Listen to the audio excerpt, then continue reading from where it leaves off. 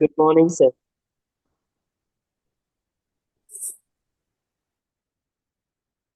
அனைவருக்கும் அன்பான காலை வணக்கம்.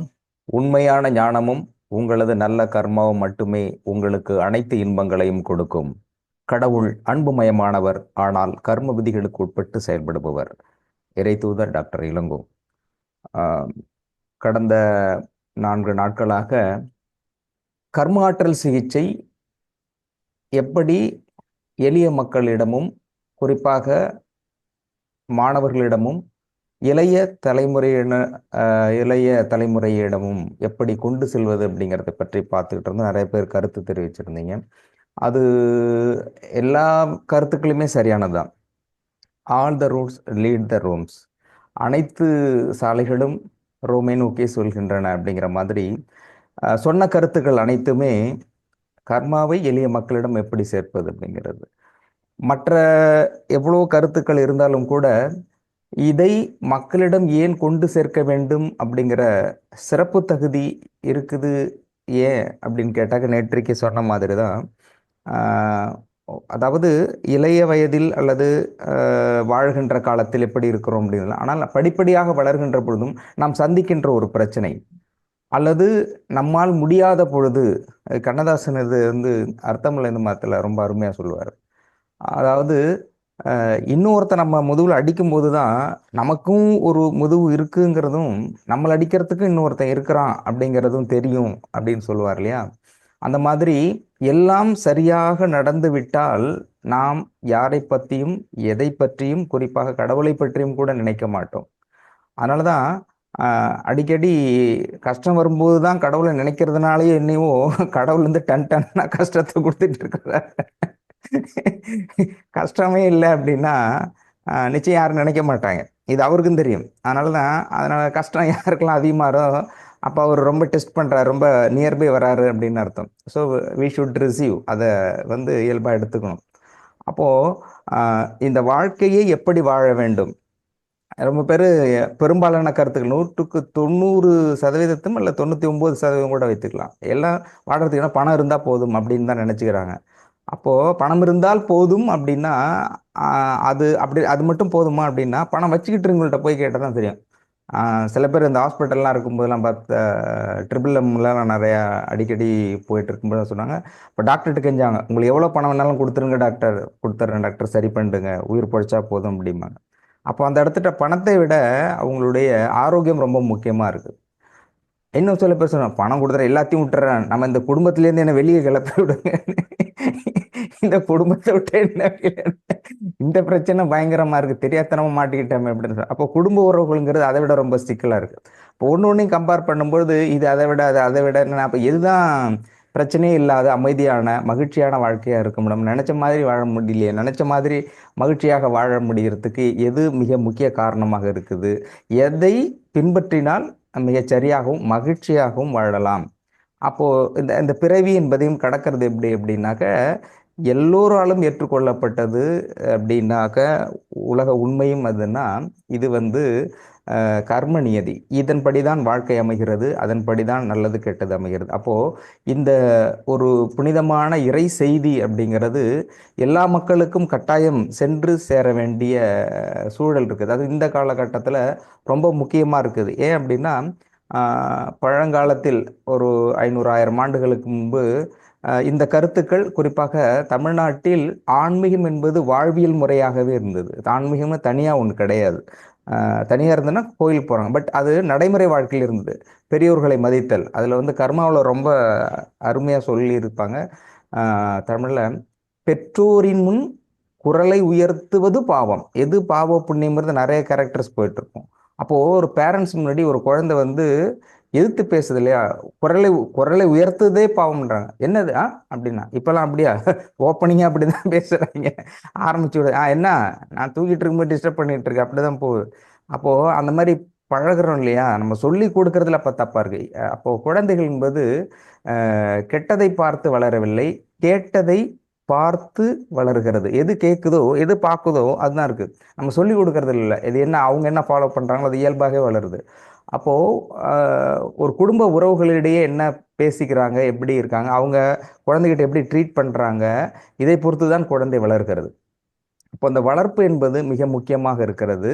அதனால தான் நம்ம ஏற்கனவே சொல்லும்போது, இந்த வளர்ப்பில் குழந்தைய எடுத்தோனே அப்போ குழந்தைகிட்ட கர்மா அப்படின்னு சொல்லிலாம் வளர்ந்தா அந்த அளவுக்கு கேட்டு வளராது. அப்படி ரொம்ப டைட்டா பண்ணும்பொழுது, பிற்காலத்தில் அ அதை எதையோ இழந்துட்டோமோ அப்படிங்கிற மாரி திரும்ப ரிவர்ஸ்ல வரும். அப்போ இயல்பாக ஒரு வாழ்க்கையில குழந்தை எப்படி இருக்கணுமோ அதுவாகவே இருக்கணும். ஐஸ்கிரீம் கேட்குது, அடம் பிடிக்குது அந்த மாரி தான் இருக்கும். அது அது அதனுடைய லைஃப். அப்புறம் மார்க் போறது, ஸ்கூலுக்கு போகாம இருக்கிறது, இந்த மாரி சின்ன சின்ன விஷயங்கள், ஜாலியா பண்றது எல்லாமே இருக்கும். படிப்படியா அது அந்த காலகட்டத்தில் எதை அ ஏற்றுக்கொள்ள வேண்டுமோ, அது அது அதற்கு கிடைக்கணும். அப்படி கிடைக்கின்ற பொழுது தான் அப்படியே வளர்க்கின்ற பொழுது தான் ஒரு காலகட்டத்தில் நிச்சயமாக எல்லாருமே அந்த படிப்பினைக்கு வந்துருவாங்க. அந்த வளர்ப்பு என்பது மிக மிக முக்கியமாக இருக்குது.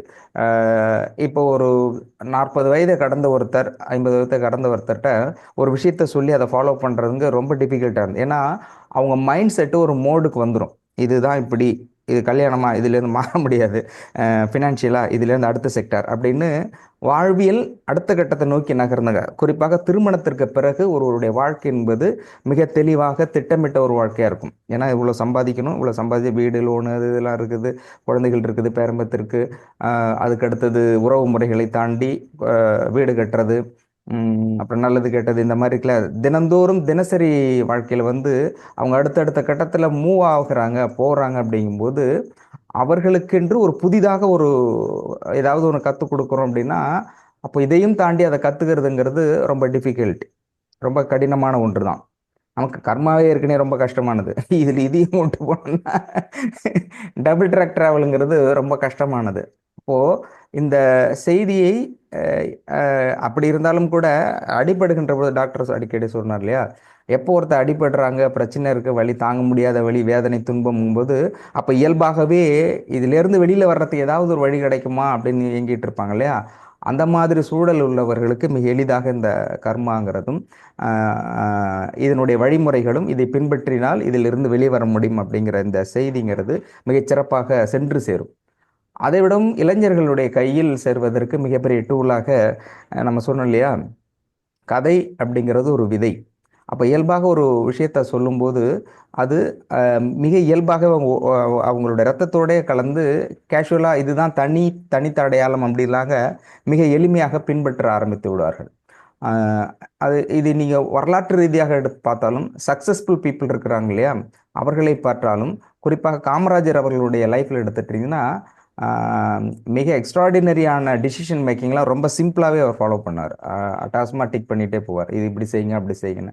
அந்த ஒரு இயல்பான தன்மை ஒரு நாட்டை வழிநடத்துவது அப்படிங்கிறது மிக கடினமான காரியம். நான் பலமுறை வந்து அ அரசர்களையும், சக்சஸ்ஃபுல் லீடர்ஸ் அப்படிங்கிறவங்களை பற்றியும், ஆ அ அ வரலாற்று ரீதியாக, அரசியல கடந்து வரலாற்று ரீதியாக தலைவர்களை பற்றி அடிக்கடி சொல்றது ஏன்னா, ஒரு சாதாரண குடும்பம் என்பது ஒரு 10, 15 பேர் கொண்ட ஒரு குடும்பம். அதிகபட்சம் 30 பேர் உறவு முறையெல்லாம் சேர்த்து. குடும்பம் தனித்த குடும்பம் அப்படிங்கிறது ஒரு கணவன், மனைவி, குழந்தைகள் 2, 3 ஒரு 5 பேர் அதிகபட்சம் உள்ள ஒரு குடும்பத்தை தினசரி நடத்துவது அப்படிங்கிறதே நாக்கு தள்ளிடுறாய்ங்க.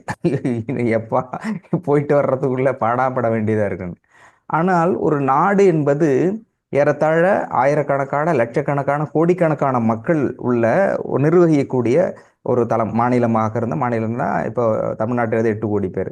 அ 800 கோடி பேர் கிட்டத்தட்ட உலகம் முழுக்க. அப்போ ஒரு ஒரு மாநிலம், ஒரு நாடு அப்படிங்கும்போது, அ கோடிக்கணக்கான மக்கள் கொண்ட ஒரு மாநிலத்தையோ, அல்லது நாட்டையோ ஆளுகின்ற பொழுது, ஒரு பிரச்சனை, 2 பிரச்சனை, ஒரு குடும்பத்திலே இவ்வளோ பிரச்சனை இருக்குன்னா, அ இதிலிருந்து வெளிவரக்கூடிய இந்த பிரச்சனை வந்து சமூகத்தில் எதிரொலிக்கும். குடும்பத்தில் என்ன பிரச்சனை இருக்கோ, அது சமூகத்தில் எதிரொலிக்கும்.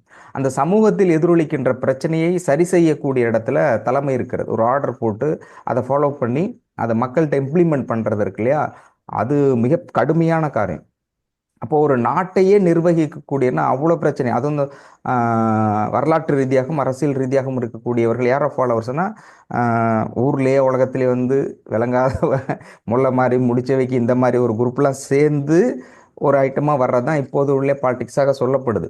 அப்போ அவர்களை இல்லாமல் லீட் பண்றதுங்கிறது, நம்ம வந்து எளிதாக ஒரு விஷயத்த புறந்தள்ளிட விட முடியாது. இப்போ சூழல் சமூகம் எப்படி இருக்கோ அதுக்கு தகுந்த மாதிரி தான் நம்ம வாழ்வியல் அமைச்சிக்க முடியும்.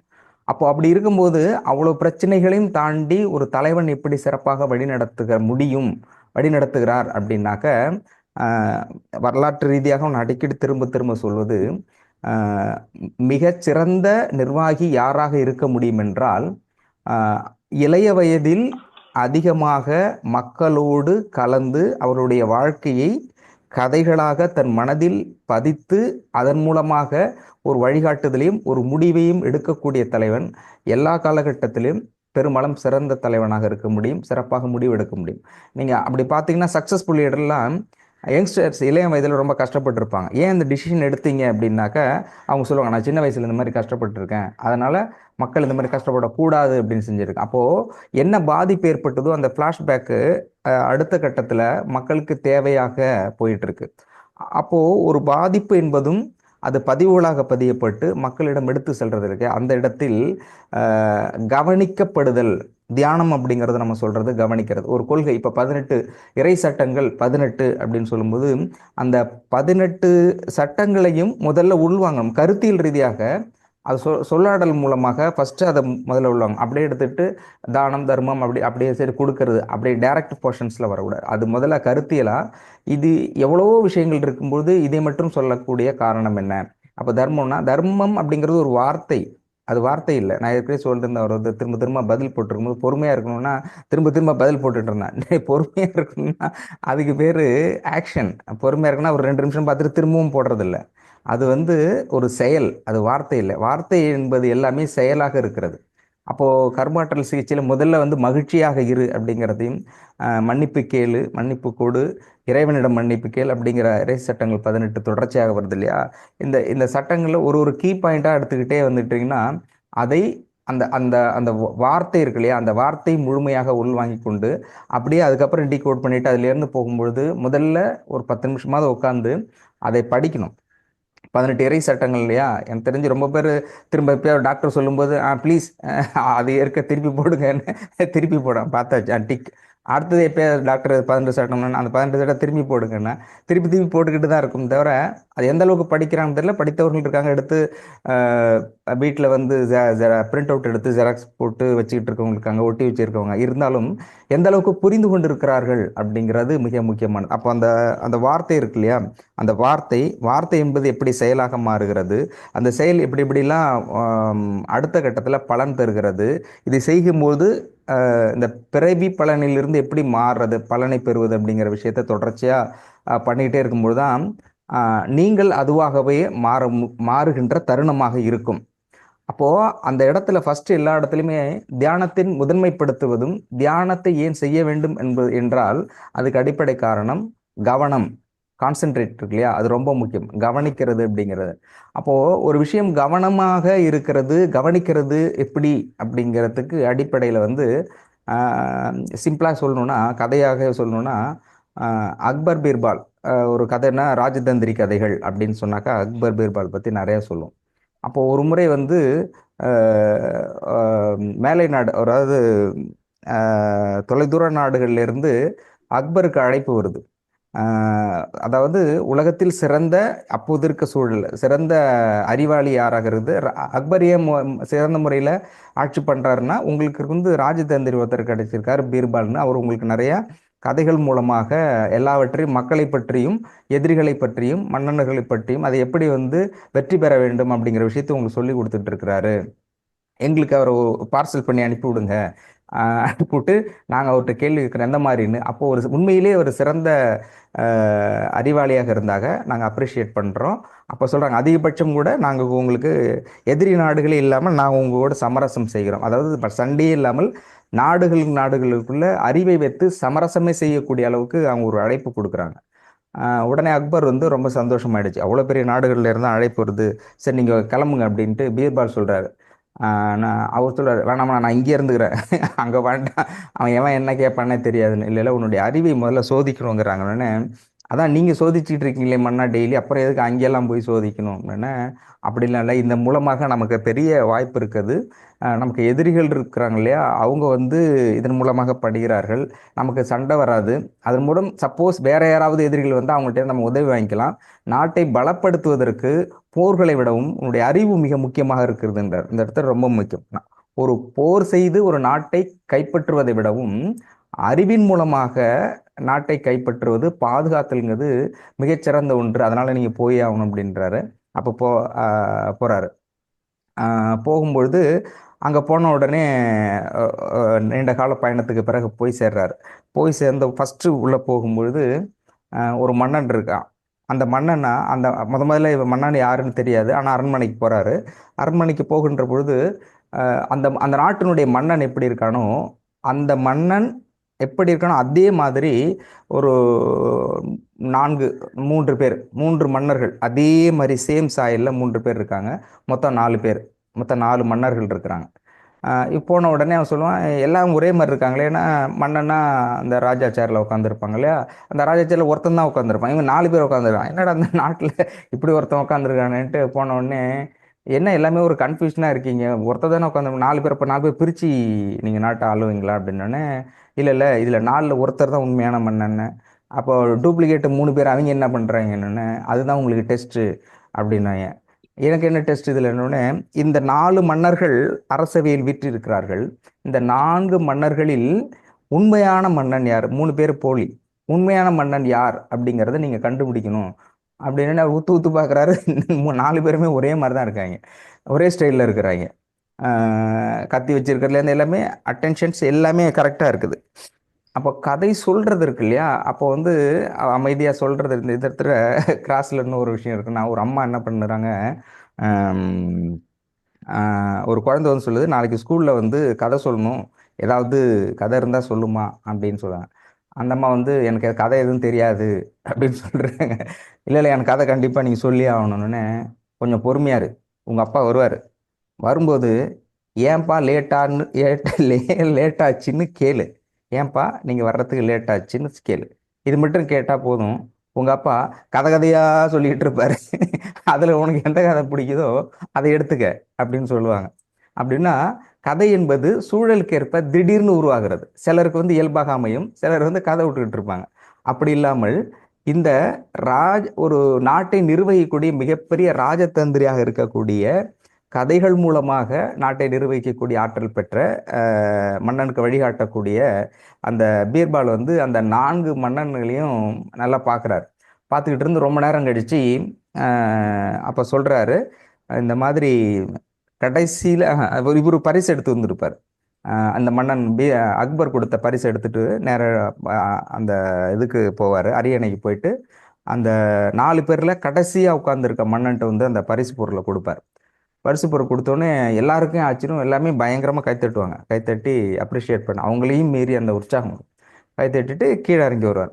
கீழே இறங்கி வந்தோடனே அப்போ மன்னன் கேட்பான், ஏன்பா நாங்கள் 4 பேரும் ஒரே மாதிரி தானே இருக்கோம், கரெக்டாக என்கிட்ட வந்து எப்படி கொடுக்குற, அவங்கள்ட்ட யார்ட்டையும் கொடுக்கலையே அப்படிங்கும்போது, அப்போது பீர்பால் சொல்லுவா, அதுதான் முக்கியமான விஷயம். கவனம் என்பதும் கவனிப்பு என்பதும் தியானம் என்பதும் எப்படி வந்து ஒரு மனிதனுக்கு அவனுடைய அறிவை பலப்படுத்துகிறது, மூளையில் எப்படி சிறப்பாக செயல்பட வைக்கிறது, மூளையை எப்படி சிறப்பாக செயல்பட வைக்கிறது அப்படின்னா அதுதான். அப்போ பீர்பால் சொல்றாரு, நான் வந்து இந்த 4 பேரையும் உத்து பார்த்துக்கிட்டே இருக்கும் பொழுது ஒரு சர்டன் பீரியடில் என்ன ஆகுதுன்னா, மன்னன் மட்டும் நேரடியாக பீர்பாலை பார்க்குறான். பீர்பால் என்ன பண்ணிட்டு இருக்கான், அவர் எப்படி கண்டுபிடிக்க போறான், அவனுடைய கவனம் எல்லாம் பீர்பால் நம்மளை வந்து எப்படி கண்டுபிடிக்க போறான் அப்படிங்கிறது மட்டுமே கான்சென்ட்ரேட் இருக்கு. பட் மற்ற 3 மன்னவர்களும் அந்த 3 பேரா உட்காந்துருக்காங்களே, அவங்க அவங்க ஆக்டிங் தானே இருக்காங்க. அவன் என்ன பண்றான், 2 நிமிஷத்துக்கு 1 நிமிஷம் தவிர மன்னனை பார்க்குறான். இவன் என்ன பண்ணிட்டு இருக்கான், நம்மளுக்கு ஏதாவது ஆர்டர் போடுறானா திரும்பி திரும்பி அவனே பார்த்துட்டு இருக்கான். அவனுடைய கண்ணு வந்து உடல் அப்படியே இருக்கு, ஆனா கண்ணு மட்டும் அங்கங்க பார்த்துட்டு இருக்கு. இந்த 3 பேரும் ஒரு பக்கமா இங்கே பார்க்குறான், அங்கேயும் பார்க்குறான். அவனுடைய கான்சன்ட்ரேஷன் இல்லை, மன்னன் இன் கான்சன்ட்ரேஷன் இருக்கு, அவருடைய கண் பார்வை அங்கே போயிட்டே இருக்குது. அப்போ பீர்பால் சொல்றான், மன்னன் வந்து எப்போதுமே தனக்கு எது தேவையோ அந்த காரியத்தில் உறுதியாக இருக்கிறான். அப்போ வந்தவனுக்கு டெஸ்ட் வச்சிருக்கோம், அதில் அவன் எப்படி ஜெயிக்கிறான் அப்படிங்கிறத அவன் பார்த்துக்கிட்டு இருக்கான். பட் மற்ற யாருக்கும் அது அவங்களுக்கு பிரச்சனை இல்லை. இவன்ட்டு ஏதாவது தப்பாக மாட்டிக்க போகிறோம், நம்ம ஏதாவது எக்கு தப்பாக மாட்டிக்க போகிறோமோ அப்படின்னு சொல்லிட்டு அடிக்கடி அவங்களே பார்த்துட்டு இருக்கும்போது, அப்போ அவங்களுடைய பார்வை இருக்கிறதே அவர் கவனம் சிதறுகிறது. அந்த நோட்பட் சொல்றாரு, அந்த 3 பேருக்குமே கவனம் சிதறுகிறது. அப்போ கவனச்சிதறலோடு இருக்கின்றவன் ஒரு ஆட்சியை சிறப்பாக செய்ய முடியுமா அப்படிங்கிறது தெரியாது. ஆனால் மன்னனுடைய இந்த அட்டென்ஷன் இருக்கு இல்லையா, அவனுடைய நோக்கம் சரியா இருக்கும்போது, அந்த பார்வையை வைக்கின்ற போது it will be very concentration. அவர் மிக கவனமாக என்னை மட்டுமே கவனித்து கொண்டிருக்கிறார், அப்போ நீயாகத்தான் மன்னனாக இருக்க முடியும் அப்படின்னு முடிவெடுத்தேன் அப்படிங்கும்போது அப்ரிஷியேட் பண்ணி பிரைஸ் கொடுத்து அனுப்புறாங்க. இது வரலாற்று ரீதியாக பீர்பால் எப்படி மிகச்சிறந்த அறிவாளியாக இருக்கிறார், அந்த அரசை வழிநடத்தக்கூடிய மன்னனுக்கு என்ன மாதிரியான அறிவுரைகள் எப்படி கொடுக்கிறார், அதன் மூலம் எப்படி சிறப்பாக ஒரு நாட்டை நிர்வகிக்க முடிகிறது அப்படிங்கிறதுக்கான ஒரு கதை. அப்போ இதன் மூலம் தெரிகிறதுனா கவனம் அப்படிங்கிறது இருக்கு இல்லையா, மிக முக்கியமான ஒன்று. எப்படி கவனிப்பது, யாரை கவனிப்பது, நம்மை எப்படி கவனிப்பது, இந்த கவனம் என்பதுதான் தியானத்தினுடைய அடிப்படை நோக்கமாக இருக்கிறது, ஆன்மீகத்தினுடைய அடிப்படை நோக்கமாக இருக்கிறது. இறைவனை நாம் அடைவது அல்லது புரிந்து கொள்ளுதல் அல்லது உணர்ந்து கொள்ளுதல் அப்படி இருக்கு இல்லையா, இதில் மிக முக்கியமாக இருக்கிறது கவனம் என்பது முக்கியமாக இருக்கிறது. கவனித்தல் என்பது மிக முக்கியமான அடிப்படை நாதமாக இந்த ஆன்மீகத்திலும் இருக்கிறது, குறிப்பாக குழந்தை வளர்த்தலிலும் இருக்கிறது.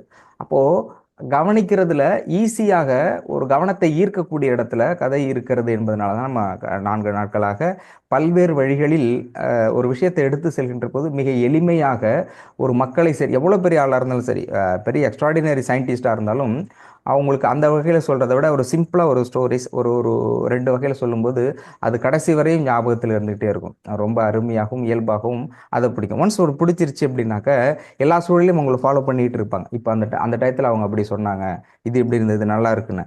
அப்போது அது ஒரு கடினமான சூழலில் ஒரு மழை பொழிகின்ற ஒரு குளிர்ச்சியான காலகட்டத்தில் கொடுக்கப்படுகின்ற சூடான ஒரு டீ மாதிரி, ஒரு காஃபி மாதிரி, அந்த ஒரு சின்ன கருத்து அல்லது சின்ன கவிதை அல்லது கதை, ஒரு இலக்கியம், அந்த மாதிரி ஒன்று சின்ன டச் பண்ணினா அதன் பிறகு எல்லா சூழலிலும் எப்போதெல்லாம் இருக்கோ உடனே அதை பற்றி ஃபாலோ பண்ணுவாங்க. அப்போ இயல்பாக ஒரு விஷயம் அந்த இடத்துக்கு கடத்தப்படும் அப்படிங்கிறத பற்றி நம்ம சொல்லியிருந்தோம். இதை பற்றியான நிறையா ரிவ்யூ வந்திருந்தது. அதில் அதிகமாக சொல்லும்போது இந்த மனோகரி கேரக்டர் திரும்ப திரும்ப சுற்றிக்கிட்டு இருந்தது. ஏன்னா ஃபஸ்ட் நாள் சொல்லும்போது ரொம்ப வருத்தப்பட்டு சொல்லிக்கிட்டு இருந்தாங்க. ஐயோன்னு ரொம்ப பேர் வருத்தப்பட்டு, ஒரு 6 பேர் பேசுனதில் வருத்தப்பட்டு போட்டாங்க, இந்த மனோகரி எப்படியாவது சேர்த்து வச்சிருக்கேன்னு. அப்புறம் இன்னொருத்தர் ரிவ்யூவில் போட்டிருந்தாரு, அப்பா ஒரு வழியாக மனோகரியை கண்டுபிடிச்சி ஒப்படைச்சாச்சா அப்படின்னு போட்டிருந்தாங்க. இன்னும் சிலர் இப்போதான் ரொம்ப சந்தோஷமாக இருக்குது, ரொம்ப நல்லா இருந்தது. 2வது ரிவ்யூங்கிறது வந்தது. இது எதுக்காக சொல்கிறேன்னா, அப்படி இந்த ரிவ்யூ கொடுத்தாங்க இல்லையா, I really appreciate to him. அவர்கள் அந்த ஒரு கதையை இயல்பான கதையை கதையாக பார்க்கவில்லை. அவர்கள் ஒரு உணர்வு பூர்வமாக, உணர்ச்சி பூர்வமாக இருக்கக்கூடிய ஒரு மனிதராகவே பார்க்க, அது கதை தான், நான் கதைன்னு சொல்லிட்டு தான் பேசுகிறேன். ஆனாலும் கூட அந்த அந்த கேரக்டரோட மூவ் இருக்கு இல்லையா, அவர்கள் அந்த இயல்பாக போக முடியவில்லை. அது அந்த கதையோட ஒன்றி போகிறார்கள். அப்போ போகும்பொழுது அதை கஷ்டப்படுறதே ஃபீல் பண்ணுறாங்க. அந்த உணர்வு இருக்கு இல்லையா, உணர்வுங்கிறது இருக்கு இல்லையா, ஒரு ஒரு ஒரு ஒரு கேரக்டர் கஷ்டப்படும் போது அவங்களும் மன ரீதியாக கஷ்டப்படுறாங்க இல்லையா, அந்த உணர்வு தன்மை அப்படிங்கிறது இயல்பாக இருக்கின்ற பொழுது அவர்கள் இதயத்தால் மனிதர்களை பார்க்கிறார்கள். யார் இதயத்தால் மனிதர்களை பார்க்கிறார்களோ அவர்கள் நிச்சயமாக இறைவனை அடைவது மிக எளிமையானது அப்படிங்கிறத என்னால் புரிந்து கொள்ள முடிகிறது. அனைவருக்கும் நன்றி. சீஃப் டாக்டர் வந்துட்டாங்க, வகுப்பு தொடரும். நன்றி.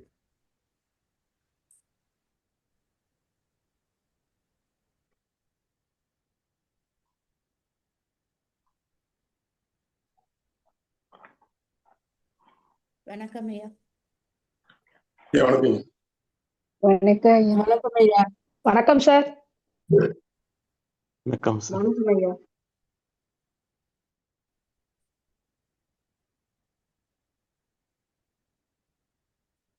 வால்யூம் இல்லைங்க, மியூட்ல இருக்குங்க ஐயா. ஓகேதான், okay. Now it is okay. வணக்கம் சார். வணக்கம் ஐயா. வணக்கம் வணக்கம் வணக்கம் வணக்கம் சார். வணக்கம் வணக்கங்க ஐயா. வணக்கம்மா, எல்லாருக்கும் வணக்கம். எல்லாருக்கும் வணக்கம் ஐயா. சார் கேட்கும்போது இதயத்தின் மூலமாக அப்படிதான் சொன்னீங்க. இதயத்தின் மூலமாக எல்லாரையும் பார்க்கணும்னு சொல்லிட்டு இருந்தாரு. இதயத்தின் மூலமாக எத்தனை பேர் பார்க்குறோம்?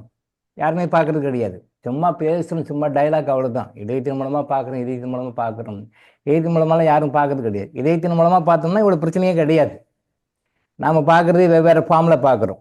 பணக்காரனா, படித்தவனா, இவனால் நமக்கு என்ன காரியம் ஆகுமா, இவனால் நமக்கு என்ன பெனிஃபிட் கிடைக்குமா, இவனால் நமக்கு என்ன ஆகும், அப்படி அந்த சுயநலத்தோடு பார்க்குறோம். அதனால தான் நம்ம நிறைய சஃபர் ஆகிட்டுருக்கோம்.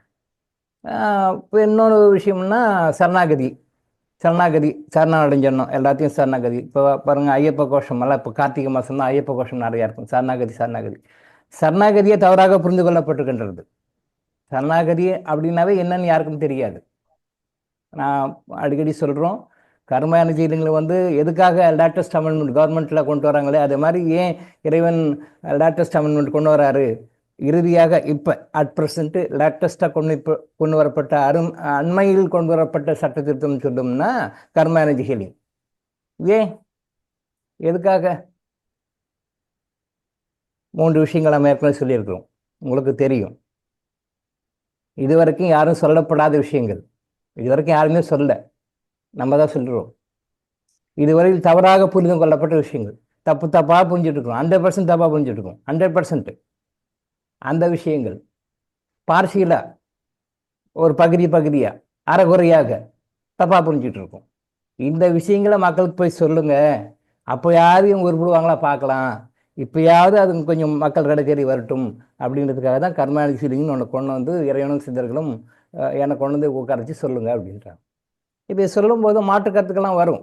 அப்படி இல்லை, இப்படி இல்லை, அப்படி அது அப்படி தான், இது இப்படி தான். எல்லாரும் சொல்கிறதுக்கு நாம தேவையில்லையே. கர்ம எனர்ஜி ஹீலிங் வேண்டாமே. எப்பயும் இருக்கிற சட்டத்தை அதை அப்படியே ஃபாலோ பண்ணி சட்ட திருத்தம் தேவையில்லையே. ஏன் இப்போ கொஞ்சம் மாடர்னாக மாற்ற வேண்டியதாக இருக்குது. காலம் மாறி போச்சு, சூழ்நிலை மாறி போச்சு, எல்லாம் மாறி போச்சு. அதனால பண்ணுங்கோ அப்படின்றாங்க.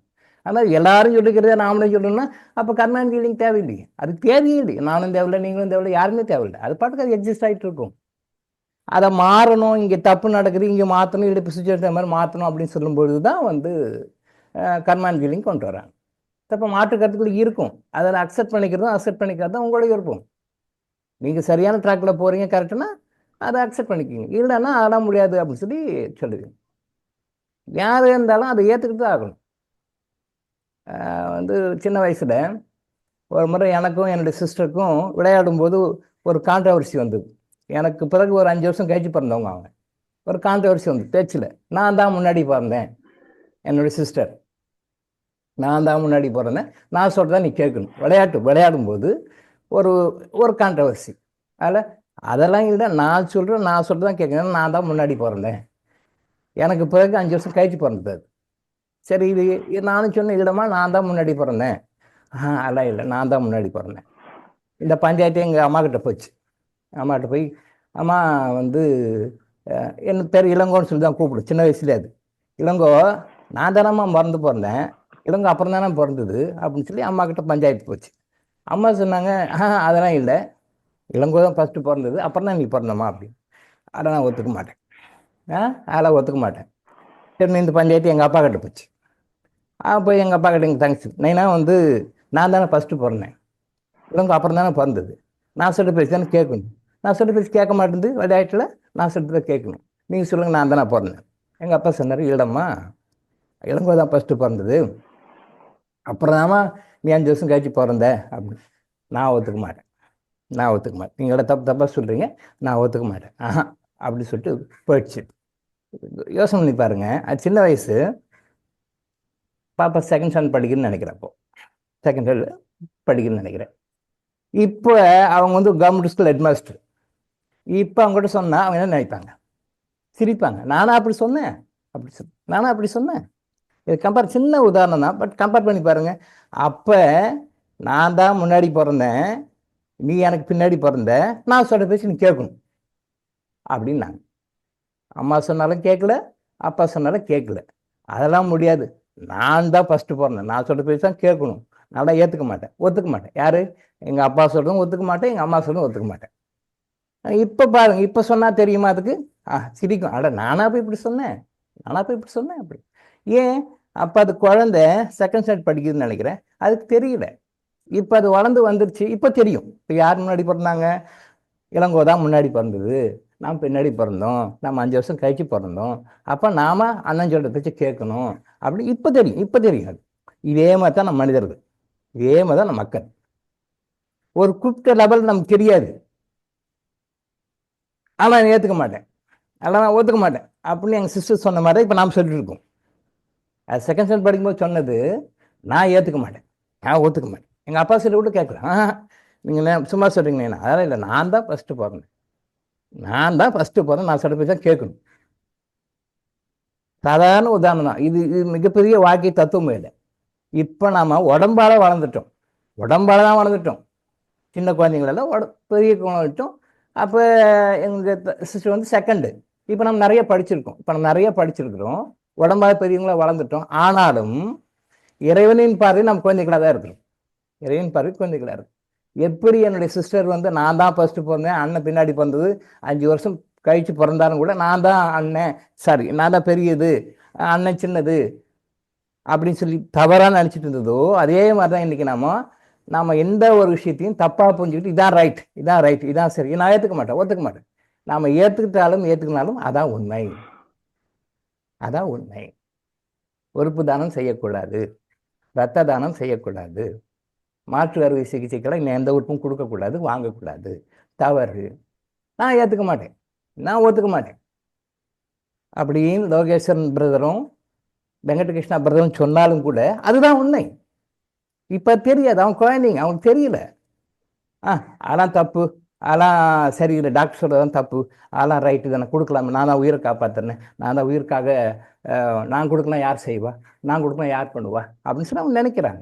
வேறு இன்னொரு 600 பிறகு தாண்டின பிறகு அப்புறம் அவங்களே சொல்லுவாங்க. இப்போ எங்கள் சிஸ்டர் சொன்னால் இப்போ ஏற்றுக்குவாங்களா? சிரிப்பாங்க அவங்களே, ஐயா நானா போய் இப்படி சொன்னேன். ஏன்னா இப்போ அவங்க ஹெட்மாஸ்டர், இவங்க ஒரு 1000 பேருக்கு பாடம் சொல்லி கொடுக்குறவங்க, இப்போ போய் சொன்னால் அவங்களுக்கே சிரிப்பாக வரும். இதே மாதிரி தான் ஒரு 600 பிறவிகள் கடந்த பிறகு அப்போ இதே வெங்கடகிருஷ்ணா சகோதரர்கிட்டையும் லோகேஷன் சகோதரிட்டையும் சொன்னால் இப்போ சொல்லுங்கண்ணா, ஐயா நானா அப்படி சொன்னேன், அடடா தெரியாமல் சொல்லிட்டேங்க, ஆமாம்மா நீங்கள் சொன்ன கரெக்டாக, ரத்த தானம் கொடுக்குறது தவறு, வாங்குவதும் தவறு, உறுப்பு தானம் கொடுக்குறதும் தவறு, வாங்குறதும் தவறு, இது தப்பு தான் அப்படின்னு எப்போ உணர்வாங்க? ஒரு 600 பிறகு தாண்டின பிறகு 2 பேருக்குமே கிளைவாசி பார்த்து கிட்டத்தட்ட 600 பிறகு தாண்டின பிறகு தான் அவங்க புரிவாங்க. அப்போ இப்போ நம்ம தப்பு சொல்ல முடியாது. எங்களுடைய சிஸ்டர் என்ன சின்ன வயசில் எப்படி சொன்னதோ அதனுடைய புரிதல் அப்போ அதுதான், பட் இதனுடைய புரிதல் இப்போ அதுதான். அப்போ நம்ம உடம்புல எல்லாரும் வளர்ந்து பெரியவங்களா இருக்கிற இறைவனுடைய பார்வையில் நம்ம எல்லாமே ரொம்ப சில்லி பீப்புள், ரொம்ப சின்ன குழந்தைங்க தான் இருக்கிறோம். இதை தான் நாம் வந்து மெச்சூரிட்டி கொண்டு வரணும்னு. மெச்சூரிட்டினா உடம்புல மெச்சூரிட்டி இல்லை, மனசில் மெச்சூரிட்டி வரும். மனசில் மெச்சூரிட்டி கிடையாது. அந்த மனசில் மெச்சூரிட்டி இருந்தால் இதயத்தில் பாருங்கள், ஆசிரியர் சொல்ல வேண்டிய அவசியம் கிடையாது, அவங்களே பார்ப்பாங்க.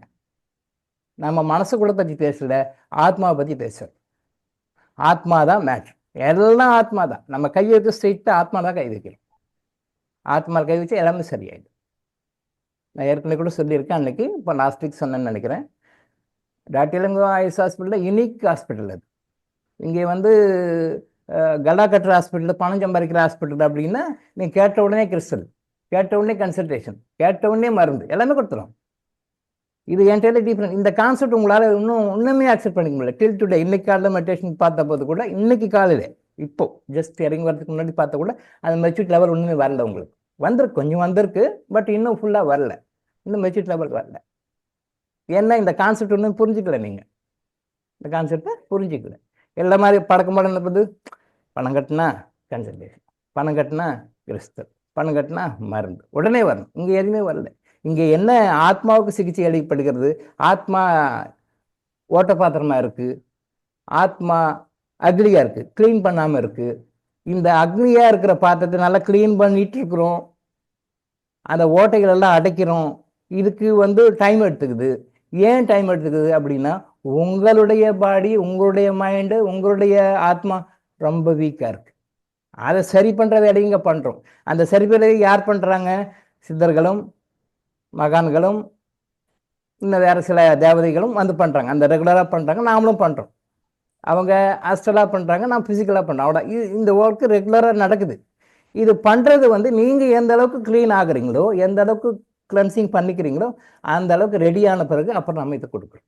அதான் விஷயம். That's it is getting delay பண்ணணுன்றதோ அவங்கள காக்க வைக்கணுன்றதோ எந்த வகையிலையும் உங்களை வந்து உங்களோட பெண்டிங்கில் போட்டு உங்களுக்கு கஷ்டத்தை அனுபவிக்கணுன்றது நோக்கமே கிடையாது. இங்கே உங்கள் பாத்திரம் எவ்வளோக்குள்ள அழுக்காக இருக்கோ அதுக்கு டைம் ஆகுது.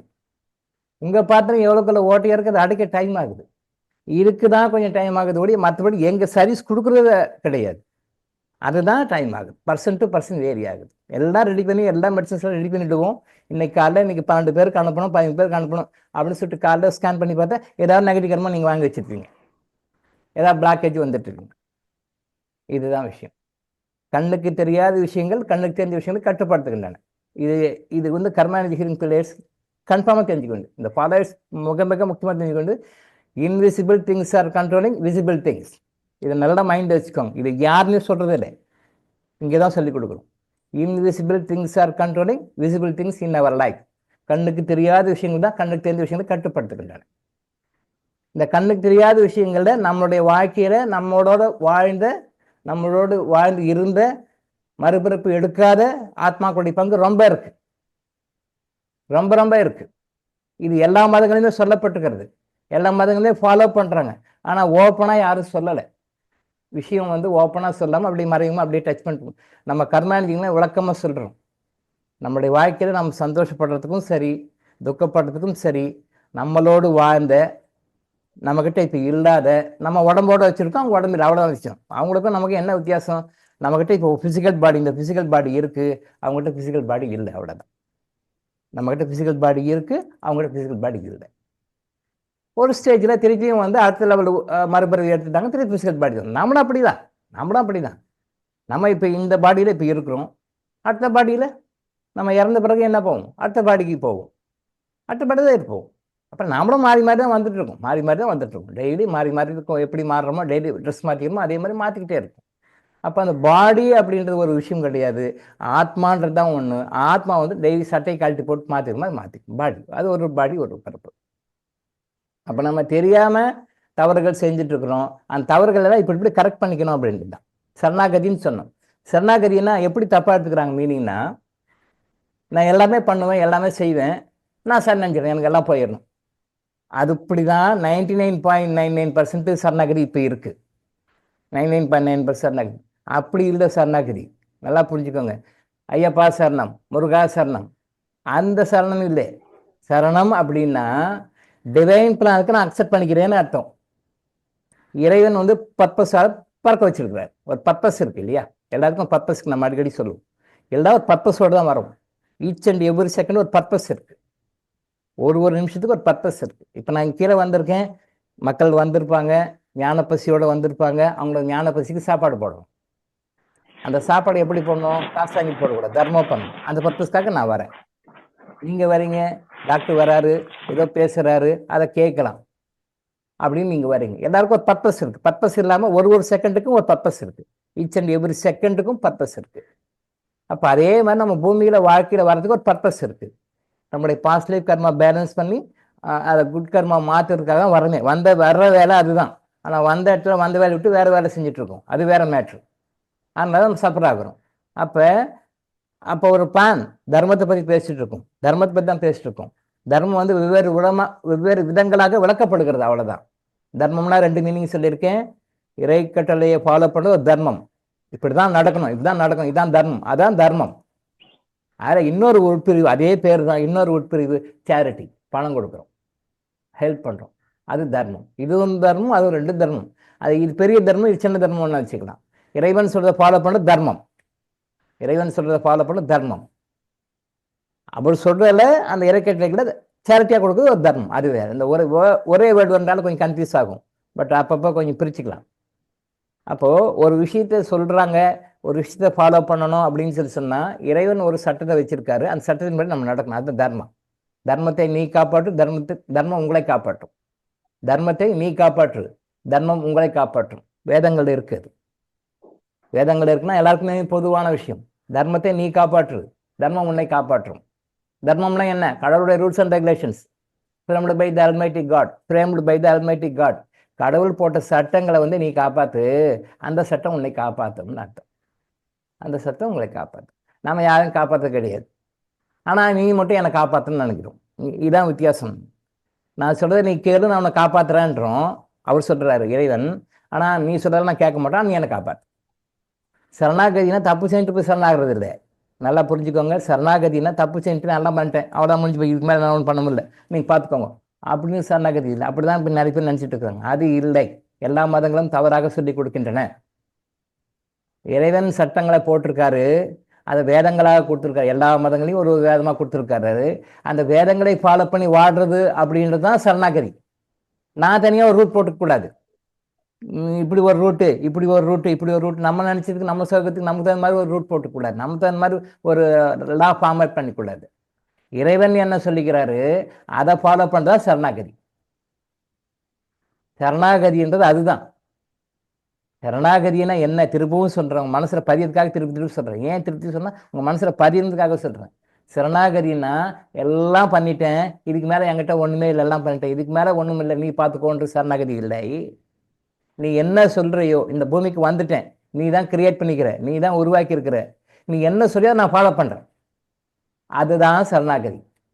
அந்த சரணாகதி தான் அந்த 18 இறைக்கட்டளைக்கு நம்ம கொடுக்குறோம். இந்த 18 இறைக்கட்டளை நீங்கள் ஃபாலோ பண்ணி பாருங்க, உங்கள் பிரச்சனை எப்படி எப்படி அப்படியே கண்காணாது போகுதுன்னு பாருங்க. எங்கிட்ட சொல்ல வேண்டாம், ஆசிரியர் சாப்பிட்டு சொல்ல வேண்டாம், யார்ட்டையும் சொல்லிக்க வேண்டாம். இந்த 18 இறைக்கட்டளை கொடுத்து உங்கள் லைஃப்பில் அப்ளை பண்ணி பாருங்க. அப்ளை பண்ணி பாருங்க. உங்கள் பிரச்சனை எல்லாம் எங்கே அப்படி, அதாவது பிரச்சனைன்னு ஒன்று இல்லாத மாதிரி போயிடும், பறந்து போயிடும்.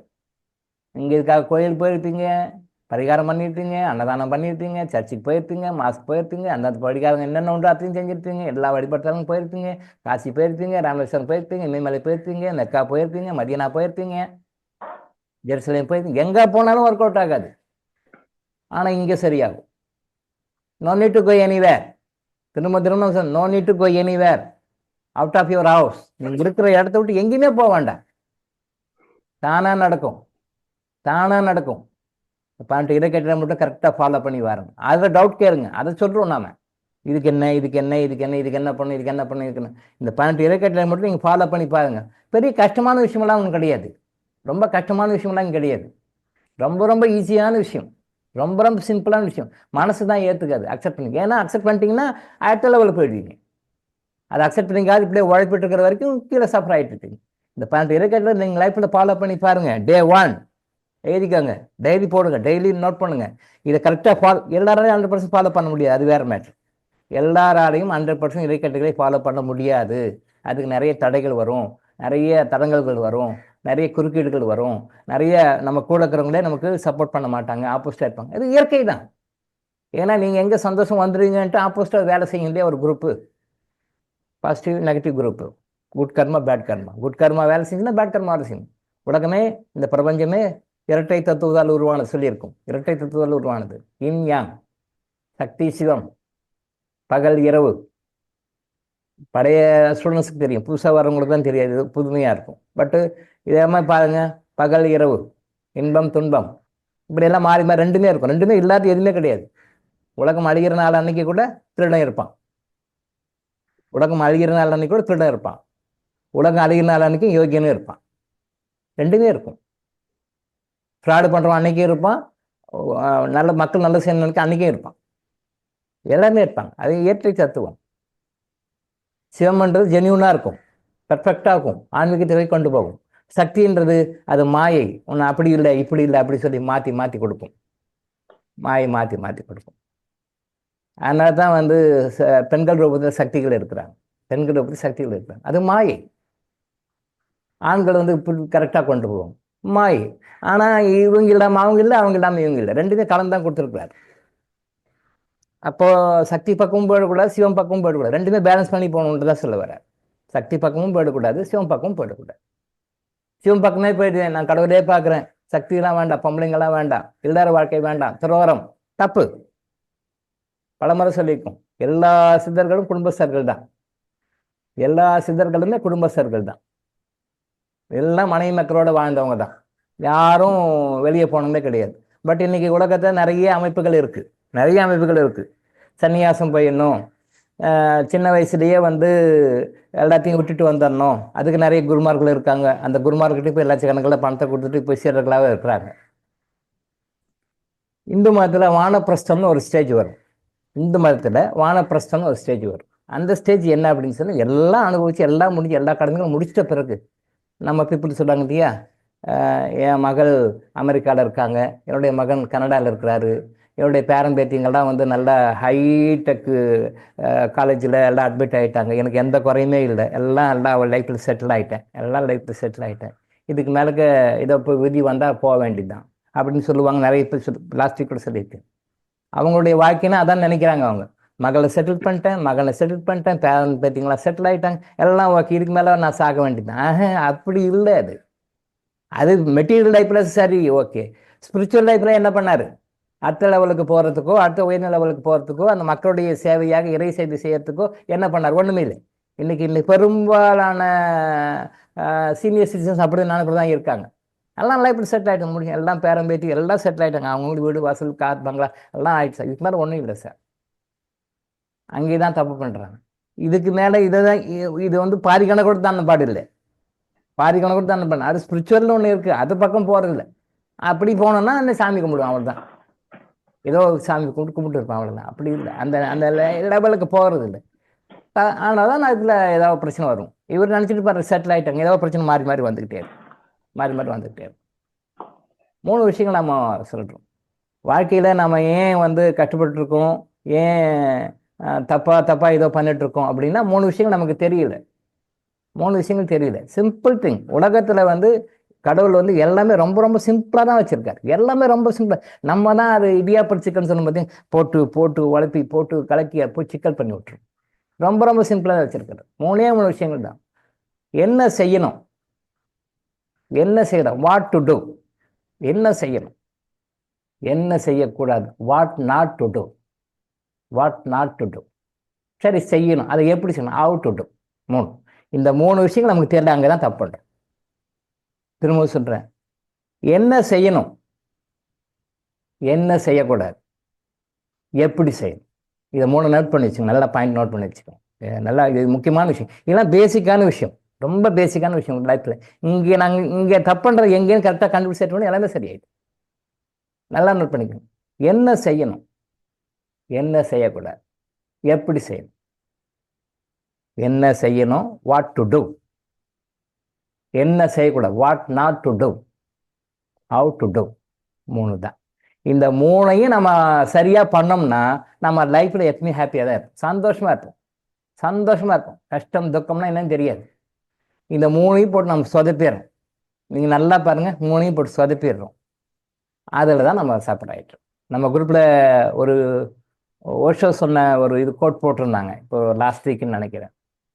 நீங்கள் படுகொலியில் வீழ்ந்தீங்கன்னா நல்லா யோசனை பண்ணி பாருங்கள், அந்த படுகொலி நீங்கள் தான் வெட்டியிருக்கீங்கன்னு போட்டிருந்தாங்க. பார்த்துருப்பீங்க, எத்தனை பேர் பார்த்தீங்கன்னு தெரியல. பார்க்கும்போது நம்ம குரூப்பில் தான் போட்டிருந்தாங்க. ஓஷோ சொல்லியிருந்த ஒரு கோட் அது. நீங்கள் படுகொலியில் வீழ்ந்திருக்கீங்க, கொஞ்சம் நல்லா யோசனை பண்ணி பாருங்கள், அந்த படுகொலி யாரா அதை நோண்டி எடுத்தாங்க அப்படின்னு சொன்னால் நீங்கள் தான் இருக்கும் அப்படின்னு. அருமையான கோட் அது, ரொம்ப அருமையான கோட் அது. படுகொழியில் நம்ம விழுந்துடுறோம், அந்த படுகொழியை யாரா வெட்டினாங்கன்னு பார்த்தா நாம தான் வெட்டி இருக்கிறோம். நீங்கள் நல்லா அவர் சொன்ன வார்த்தையை கொஞ்சம் பொறுமையாக யோசனை பண்ணி பாருங்கள். நம்ம குரூப்பில் லாஸ்ட் வீக் போட்டிருக்காங்க, எத்தனை பேர் பார்த்தீங்கன்னு தெரியல, நான் கேஷுவலாக பார்க்கும்போது இருந்தது. அந்த படுகொலி நாம் வெட்டின படுகொலி தான். நம்மளே படுகொலி வெட்டி நம்மளே போய் விழுந்துடுறோம். இதான் நடக்குது, இதான் நடக்குது.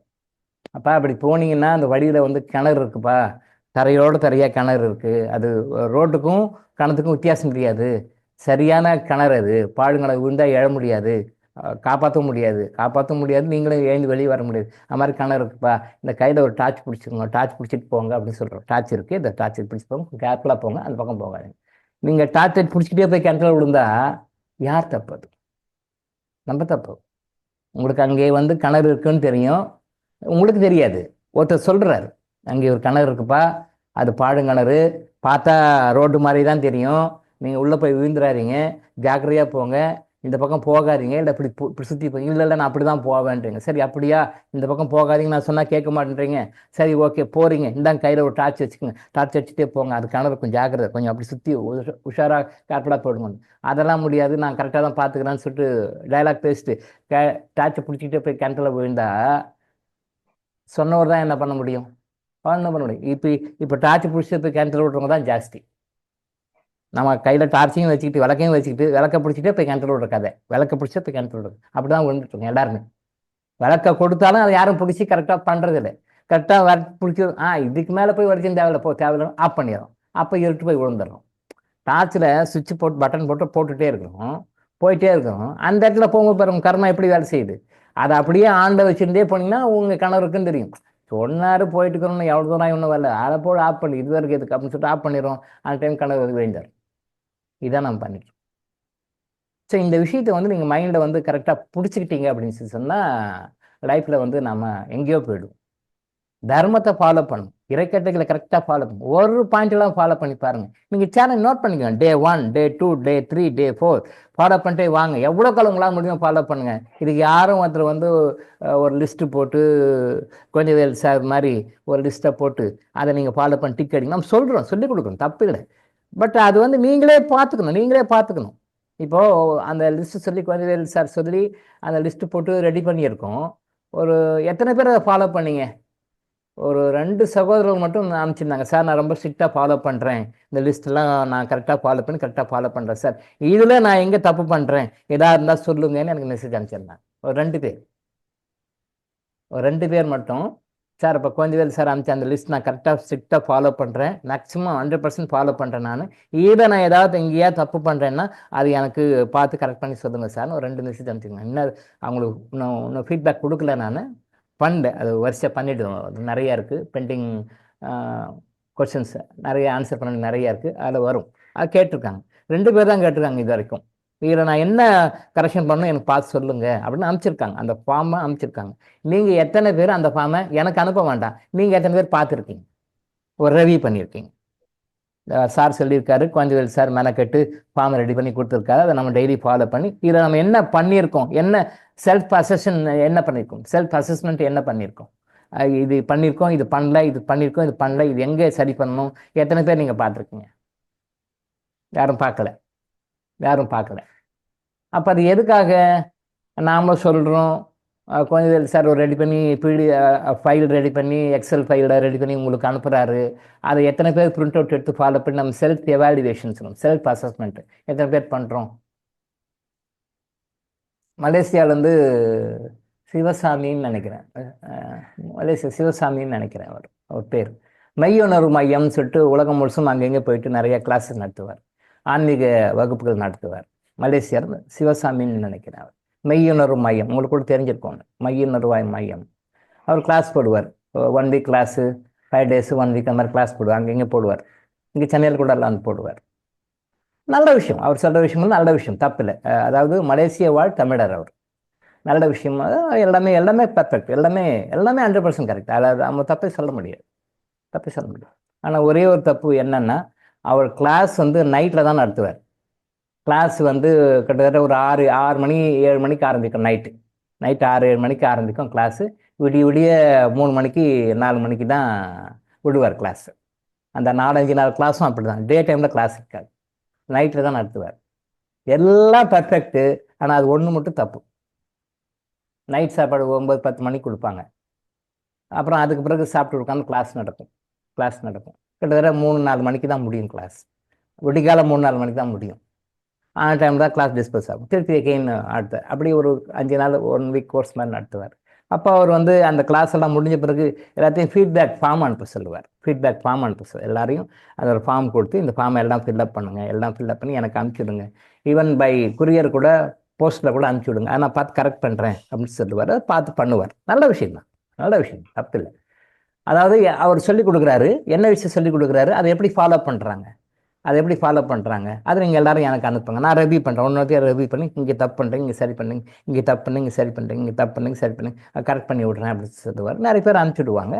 அதை கரெக்ட் பண்ணி சொல்லுவார். கரெக்ட் மெஷர்மெண்ட் என்ன பண்ணணும், என்ன ரெமெடி பண்ணணும்னு சொல்லி அவர் சஜஸ்ட் கொடுப்பார். அதை ஃபாலோ பண்ணணும். அருமையான சிஸ்டம், நல்ல சிஸ்டம். பட் இங்கே வந்து நமக்கு இங்கே ரிவ்யூ பண்ணுறதுக்கு நேரம் இல்லை. சிவசாமி சகோதரர் வந்து வாங்கி அத்தனை பேருடைய இதையும் ஒருத்தர் பார்க்கறதுக்கு இங்கே நமக்கு நேரம் இல்லை. நம்ம சிஸ்டம் வேறு. ஆனால் நாம் ரிவ்யூ பண்ணிக்கிறோம், அது வேறு. நீங்கள் அனுப்பலைன்னா கூட நம்ம ரிவ்யூ பண்ணிக்கிறோம், அது வேறு மெத்தடை பண்ணிக்கிறோம்.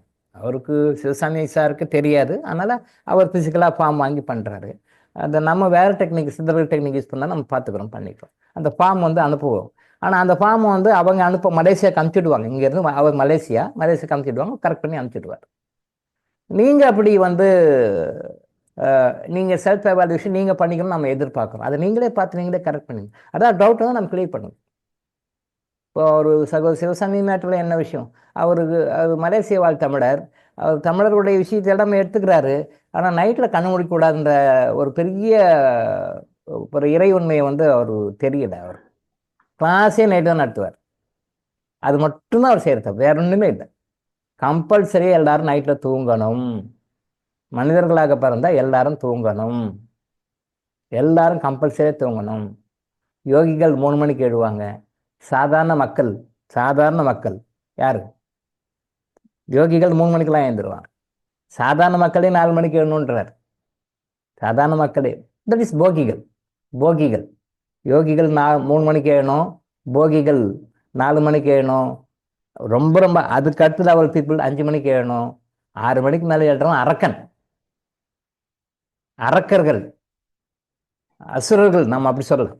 நம்ம சொன்னால் அரக்கர்கள் அசுரர்கள் நம்ம சொல்லலாம். நம்ம வேதத்தின் பார்வையில் பார்த்தோம்னா 6 மணிக்கு மேலே தூங்குறவங்களாம் அரக்கர்கள் அசுரர்கள். அப்படி பாருங்க, 99% ஆஃப் பீப்புளெல்லாம் அரக்கர்கள் தானே, அசுரர்கள் தானே. நம்ம அப்படி தானே இருக்கோம். பேர் சொன்னால் உடனே கோச்சிக்குங்க. அண்ணன் டாக்டர் வந்து எங்கெல்லாம் அரக்கர்கள்னு சொல்லிட்டாரு, அசுரர்கள். நான் அப்படி சொல்லலை. வேதம் சொல்றது, சாஸ்திரங்கள் சொல்றது. நான் சொல்லு டாக்டர்லங்க சொல்லலை. உடனே அதுக்கு ஒரு குரூப் போட்டு, அது ஒரு மெசேஜ் போட்டு, அது ஒரு கலாட்டா பண்ணிட்டு இருக்க வேண்டாம். அரக்கர்கள் அசுரர்கள் 6 மணிக்கு மேலே தூங்குறவங்கெல்லாம் அரக்க குணம் வரும், அசுர குணம் வரும், அது வரும். அந்த குணத்தை தான் அந்த பாட்டில் கூட பார்க்குறீங்களா, இறைவிளக்கு பாட்டு கூட பார்க்குறாங்க. கிருஷ்ண கண்ணன் வந்து அவரை கொலை பண்ண போகிறார். அந்த படம் பாட்டில் கூட வரும், இமேஜ் போடுவாங்க இல்லையா. அந்த இறைவிளக்கு பாடல்களை வந்து கண்ண பரமாத்மா வந்து அவரை கொல்ல போகிறாரு. அது உண்மையிலேயே நாம் பார்க்கும்போது, ஓ அப்படி தான் கொல்றாரு, அரக்கர்களை கொல்றாரு. இல்லை, சிம்பாலிக்காக சொல்லப்படுகிறது. அவர் ஏன் போய் கொல்றாரு? ஒரு உயிரை கொள்றதுக்கு யாருக்கும் அனுமதி கிடையாது. அது அவருக்கு என்னடா தெரியும், நமக்கே ஓரளவுக்கு தெரியுது. அது தப்புன்னு தெரியும்போது அவருக்கு தெரியாதா என்ன? அந்த குணத்தை ஒழிக்கிறார், அந்த குணத்தை கொள்றார். அரக்கர்கள்னா அடிக்கடி நம்ம அரக்கர்களை கொள்றோம், அந்த அரக்க குணங்களை கொள்றோம்.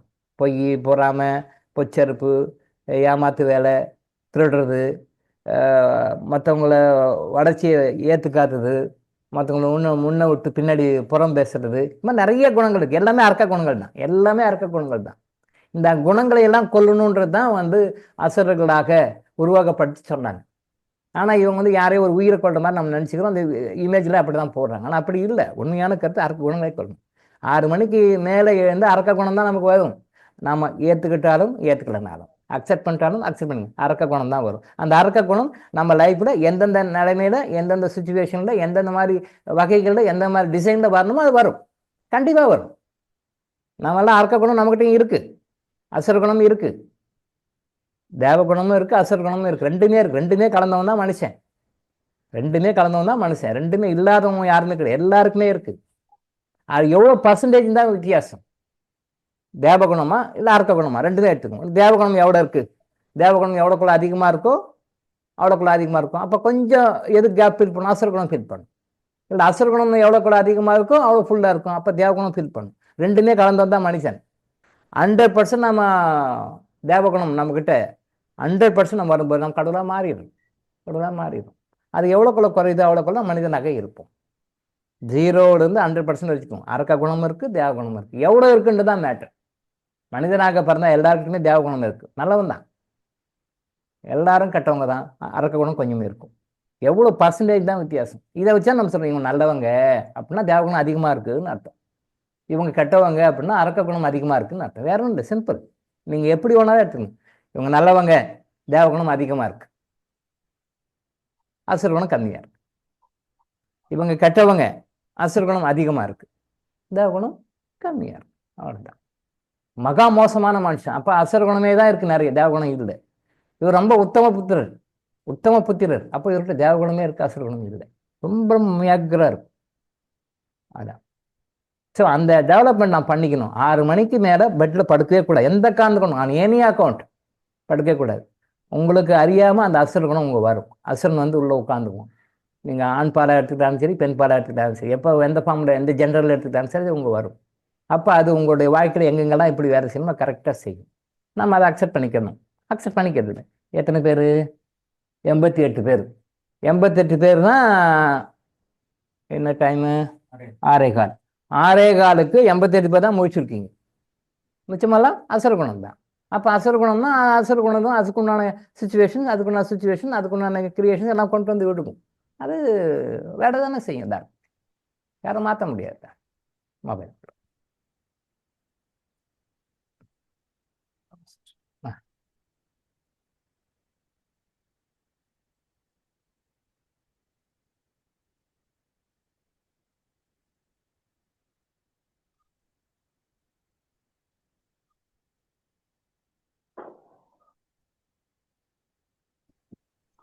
ஐயா சொல்லுங்கம்மா.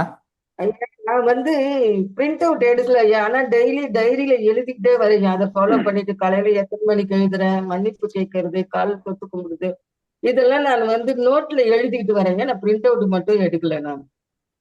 சரிம்மா, பரவாயில்ல. அதை ஃபாலோ ஐயா பண்ணாலே வணக்கம். போதும். பிரிண்ட் தான் எடுக்கணும்னு கிடையாது. மனசால ஃபாலோ பண்ணால் கூட போதும். ஃபாலோ பண்ண அவ்வளோதான். ஐயா வணக்கம் ஐயா. சொல்லுங்கம்மா. ஐயா நான் ரோஜா சுரேஷ் பேசுறேன். சொல்லுங்கம்மா. நான் எல்லாமே சரியா ஃபாலோ பண்ணிட்டு இருக்கேன். என்னோட மனசுக்கு ஒன்றும் ஃபாலோ பண்ணலன்னு தோணும். எல்லாமே பிரிண்ட் அவுட் எடுத்து மற்றவங்களுக்கு கொடுக்கறதுக்கும் எடுத்து வச்சிருக்கேன் நிறைய. நல்லது. இதுல ஒன்றும் ஃபாலோ பண்ணலன்னா தர்மம் மட்டும், அது நீங்க சொன்னதுக்காக வெயிட் பண்ணிட்டு இருக்கேன். சரி. மற்றது எல்லாம் நீங்க சொன்னது முடிஞ்ச வரைக்கும் என் மனசுக்கு பட்டு நான் சரியாக இதை ஃபாலோ பண்ணிட்டு இருக்கேன். சரிம்மா. நன்றி. தர்மம் மட்டும் ஏன்னா அது சரியான விளக்கம் இது வரைக்கும் யாரும் சொல்ல, நாம தான் சொல்லிட்டு இருக்கோம். அது இன்னும் ஃபுல்லாக பண்ண முடியல. அதான் குழப்பமா இருக்கு. குழப்பமா இருக்கும். எனக்கு இல்லை, உங்களுக்கு குழப்பம், எல்லாருக்கும் குழப்பம். எது தர்மம், எப்படி பண்ணணும் அப்படின்னு சொல்லி தெரியல. நான் அதுதான் அன்னைக்கே நாம லாஸ்ட் டைம் கூட சொன்னோம். வள்ளலார் மேட்டரை சொன்னோம். வள்ளலார் மிகப்பெரிய ஒரு ஆத்மா. அது இறைவனே தான் அவர். இறைவன் மாறியெல்லாம் ஒன்றும் கிடையாது. இறைவனே தான் அவர். அவர் குறை சொல்றதுக்கு நமக்கு தகுதி கிடையாது. அவர் குறை சொல்ல தகுதி கிடையாது. அவருடைய கால் தூசி கூட நான் ஈடு இல்லை. அவரை நம்ம குறை சொல்லணும் நோக்கம் கிடையாது. அவர் குறை சொல்றதுக்கு எந்த விதமான தகுதியுமே எனக்கே கிடையாது. ஆனால் ஒரு விஷயத்தை நோட் பண்ணுறேன். அப்போது வள்ளலாருக்கு தெரியுமா தெரியாதான்னு இல்லை, வள்ளலாருக்கு தெரியும், சொல்லிட்டு போயிருக்காரு. பட் அங்கே ஒரு விஷயத்தை ஒரு கர்ம வினைக்காக விடுறாரு. அதான் நம்ம ஏற்கனவே கூட சொன்னோம். அதாவது வள்ளலார் சொல்றாரு, பசிக்கிற வயிற்றுக்கு சாப்பாடு இல்லைன்னு சொல்லாதீங்க, எல்லாரும் பசிக்கு சாப்பாடு கொடுங்கன்றார். கரெக்ட். ஆனால் இன்னொரு பக்கம் அவன் ஏற்கனவே பெற்ற தாய்க்கு சாப்பாடு கொடுக்கல. பெற்ற தாய்க்கு சாப்பாடு கொடுக்காம ரொம்ப ரொம்ப மனசு நோக்கடிச்சு வச்சிருக்காரு. அந்த நோக்கடிச்சு வச்சிருக்கிறாரு அப்படின்னு சொல்லும்போது அந்த பசியினுடைய கொடுமை, பெற்று வளர்த்து ஆளாக்குன்னு அந்த 10 மாதம் சம்மந்து பெற்ற அந்த தாய்க்கு அந்த சாப்பாடு கொடுக்கல அப்படின்ற அந்த ஒரு பாடத்தை கற்றுக்கொள்ள வேண்டும். அந்த பசியினுடைய கொடுமையை கற்றுக்கொள்ள வேண்டும் அப்படின்றதுக்காக இறைவன் பசியாக இருக்கிற மாதிரி சுச்சுவேஷனை உருவாக்குறாரு. இந்த டைம்ல போய் அவனுக்கு நம்ம சாப்பாடு கொடுத்தோம் அப்படின்னு சொன்னா இது சரியா தவறான்னு போட்டிருந்தோம். அதுக்கு நிறைய பேர் ஒப்பீனியன்ஸ் அமைச்சிருந்தாங்க. பாசிட்டிவாக போட்டிருந்தாங்க, நெகட்டிவாக போட்டிருந்தாங்க, இப்படி அப்படின்னு அவங்களுடைய கருத்துக்களை சொல்லணும், தவறு இல்லை எல்லாமே. பட் அதுக்கப்புறம் அதை பற்றி விளக்கமாக பேச நேரம் இல்லை. பட் எனிஹவ் அது நம்ம அதை கண்டினியூ பண்ணுவோம். அதுதான் இங்கே தர்மத்தை பற்றி சரியாக புரிதல் இல்லாதனால தான் நம்ம தப்பு பண்ணுறோம். தர்மத்தை பற்றி சரியான புரிதல் இல்லை. அந்த சரியான புரிதல் நம்ம இங்கே சொல்லி கொடுக்குறோம். யாருக்கு கொடுக்கணும், யாருக்கு கொடுக்கக்கூடாது. இங்கே ஒரு வகையில் பார்த்தோம்னா பசிக்கிறவருக்கு சாப்பாடு கொடுங்கன்னு வள்ளல் பெருமான் சொல்லியிருக்காரு. அவர் கொடுக்கணும்னு சொல்லியிருக்கோம், கொடுக்கணும் யாராக இருந்தாலும். ரைட். இந்த கொஸ்டினுக்கு நீங்கள் கொஞ்சம் திங்க் பண்ணி பாருங்க. ரிவர்ஸ் கொஞ்சம் திங்க் பண்ணி பாருங்க. அவன் பெத்த தாய்க்கு சாப்பாடு போடாமல் மனைவியின் பேச்சை கேட்டுக்கிட்டு பெத்த தாயை ரொம்ப கொடுமைப்படுத்தி சாப்பாடே போடாமல் சாகடிச்சிருக்கான்.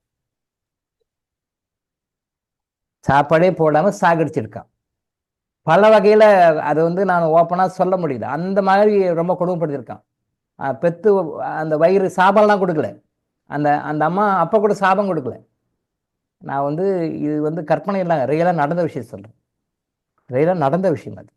நான் பேசுகிறது எல்லாமே ஆத்தென்டிக்காக ரியலாக நடந்த விஷயம் தான் பேசுகிறேன். கற்பனை பண்ணி இமேஜின் பண்ணிலாம் எதுவுமே பேசுது. இங்கே பேசுகிற எல்லா வார்த்தைகளும் எல்லாமே இமேஜினரி மேட்ரு எதுவுமே கிடையாது. இமேஜினரியே எதுவுமே கிடையாது. எல்லாமே ரியலாக நடந்த விஷயம். இடம்பொருள் பேர் சொல்லிக்காம அது ஒரு பப்ளிக் கர்டிசி, அது சொல்லக்கூடாது. அதனால் அது குறிப்பாக அந்த இன்சிடெண்ட்டை மட்டும் மென்ஷன் பண்ணி சொல்கிறேன். எல்லாமே நடந்த உண்மை. அவ்வளோ பெரிய குடும்பத்தில் பிறந்து வாழ்ந்து கிட்டத்தட்ட ஒரு ஜமீன்தாருடைய மனைவி ஸ்டேட்டஸ் அவங்க.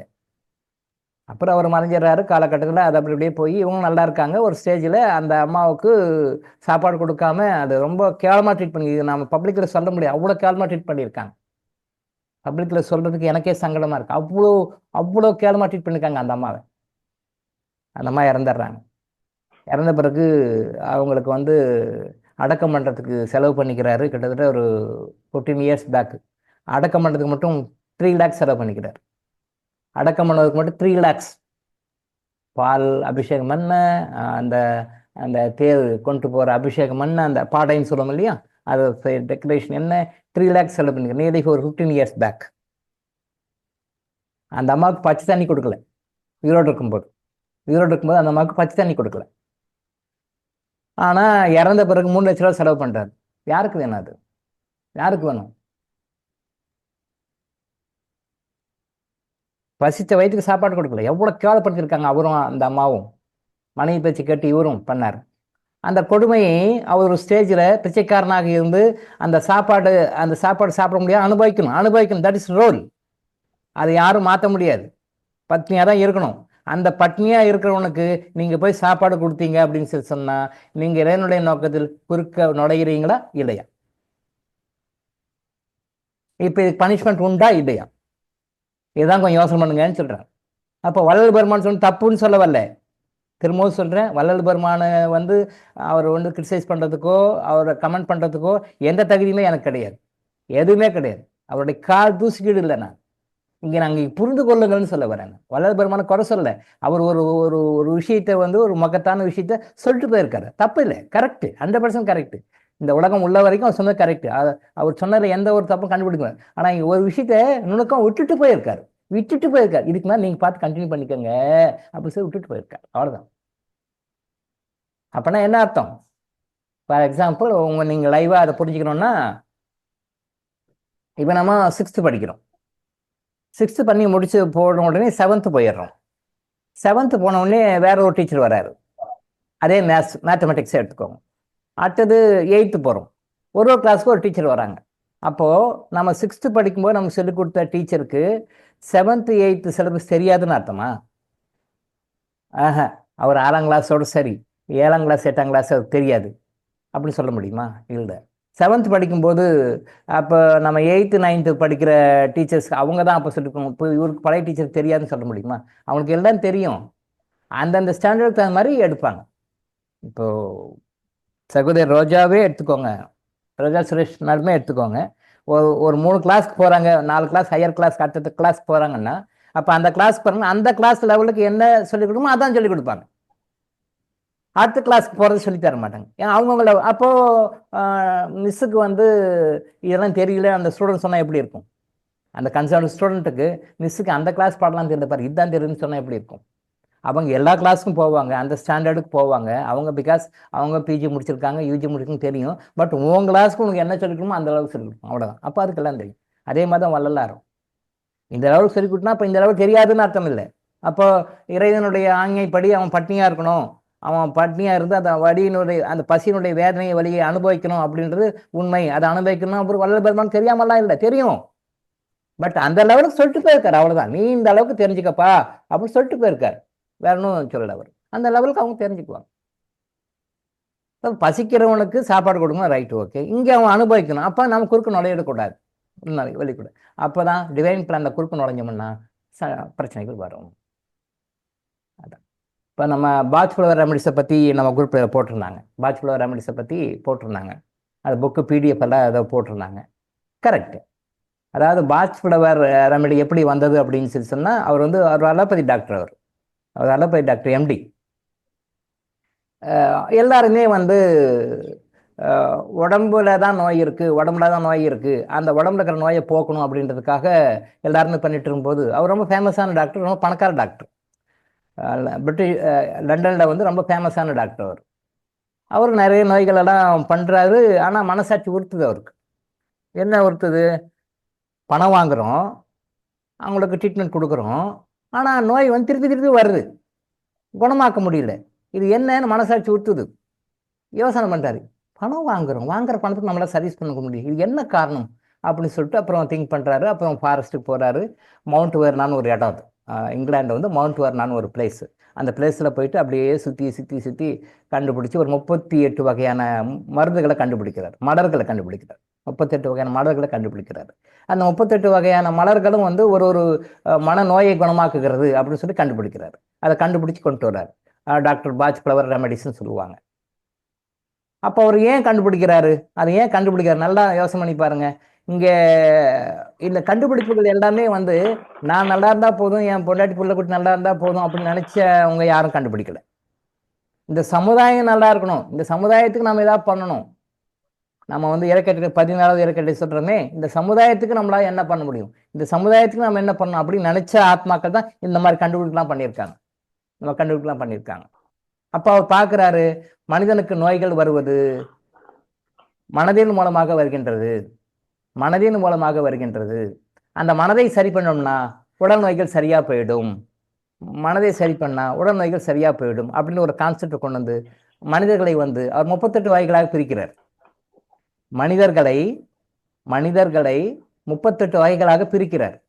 அந்த வகையான மனிதர்களுக்கு அந்த மருந்து கொடுத்தா அங்கே நோய் சரியாயிடும் சொல்லி அவர் ப்ரூவ் பண்றார், உண்மை. ஆனா அந்த மனிதன் எதை பற்றி எந்த மனநிலை உடையவன்னு சொல்லி கண்டுபிடிக்கிறது தான் கஷ்டம், அது ஜட்ஜை பண்றது ரொம்ப கஷ்டம். ஆனா சிஸ்டம் கரெக்ட், பெர்ஃபெக்ட் சிஸ்டம், அருமையான சிஸ்டம். அதுல வந்து த 12 ஹீலர்ஸ் சொல்லிட்டு ஒரு புக்கையும் PDF ஃபைல் போட்டிருந்தாங்க. ஃபுல்லாக பார்க்க முடியல, அப்படியே ஒரு கிளான்ஸாக பார்த்தேன். அந்த 12 ஹீலர்ஸ் அப்படின்னு சொல்லிட்டு அந்த PDF ஃபார்ம் இதை போட்டிருந்தாங்கன்னு நினைக்கிறேன், சகோதரர் போட்டிருந்தார்.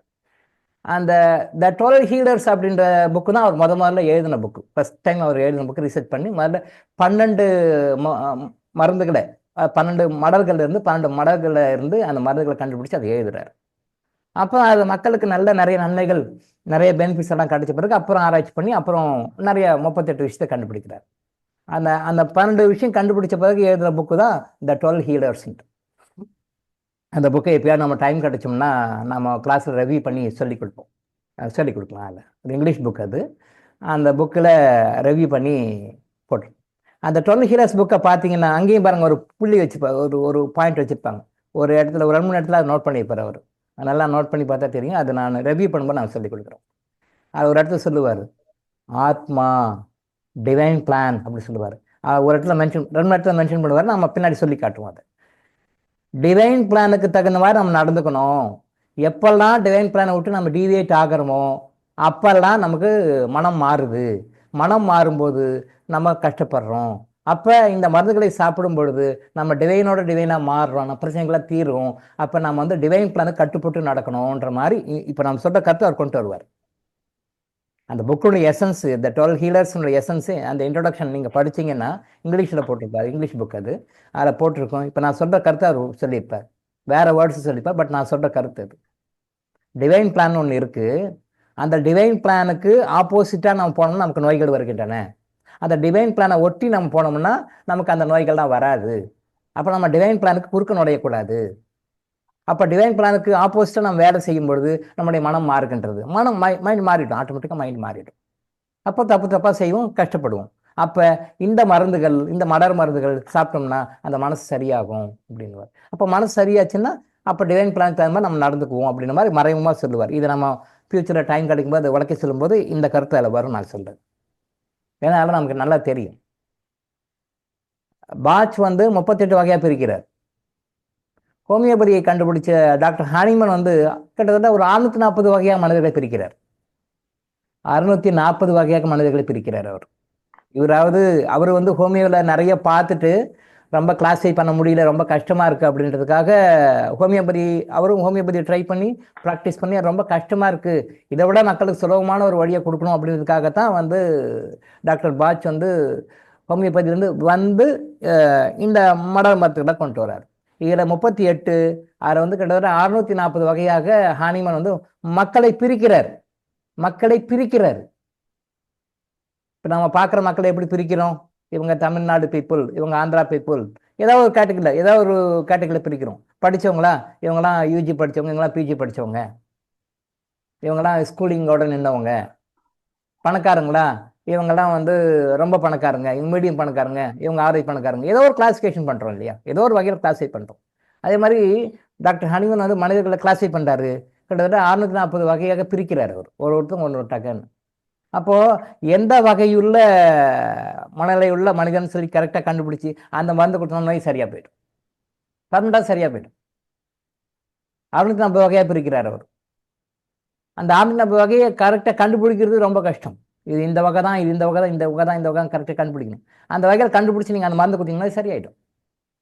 ஆனால் ஹோமியோபதியில் சாப்பிட்டா நல்லா பாருங்கள், ஹோமியோபதியில் சாப்பிட்டா நோய் வந்து அக்ரவேஷன் ஆகும். நிறைய பேருக்கு அக்ரவேஷன் ஆகும், பயந்துருவாங்க. ஐயோ இதுனா நோய் ரொம்ப அதிகமாக போச்சு, தேவையில்லாமல் போய் மருந்து சாப்பிட்டு சரியாக போகும்னு பார்த்தா இன்னும் கடை விட்டுடுச்சு அப்படின்னு சொல்லிட்டு எனக்கு தெரிஞ்சு நிறைய பேர் ஹோமியோபதி போனவங்க கிட்டத்தட்ட 3/4 பேர் திருப்பி விட்டுட்டு வந்துடுவாங்க. அலோபதி மருந்து சாப்பிட்டா அது அப்படியே சரியாகுது சார், அப்படியே கட் ஆகுது சார், அப்படியே கொஞ்சம் சூப்பர் சிஸ்டம், அருமையான சிஸ்டம். இது என்ன சார் ஹோமியோபதி போட்டு தூக்கி விட்டுட்டு சார் அவர், ஐயோ சரியில்லை சார் டாக்டர் அப்படின்வாங்க.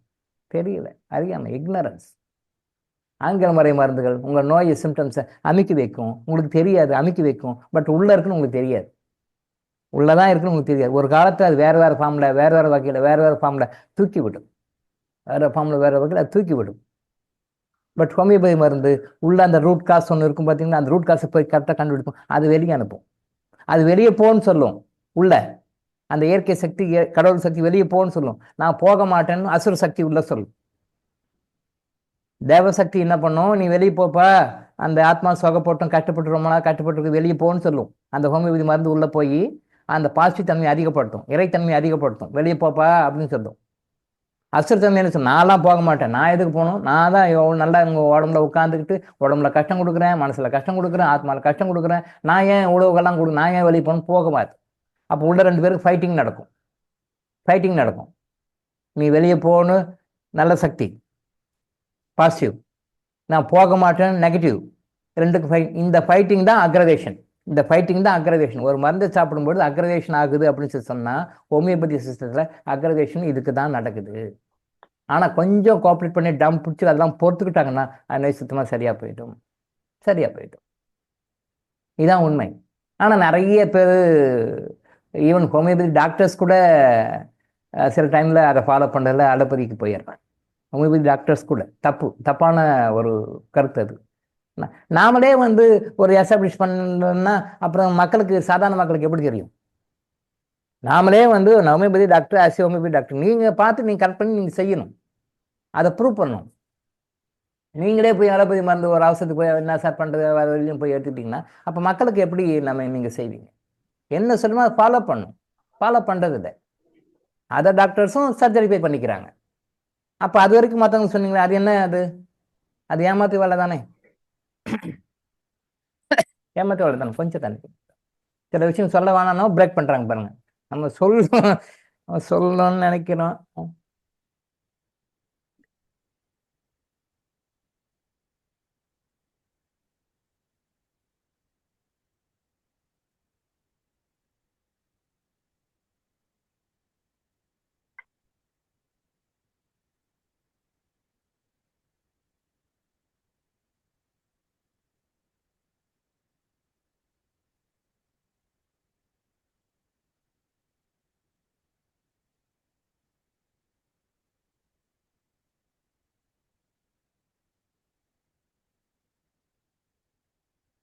கொஞ்சம்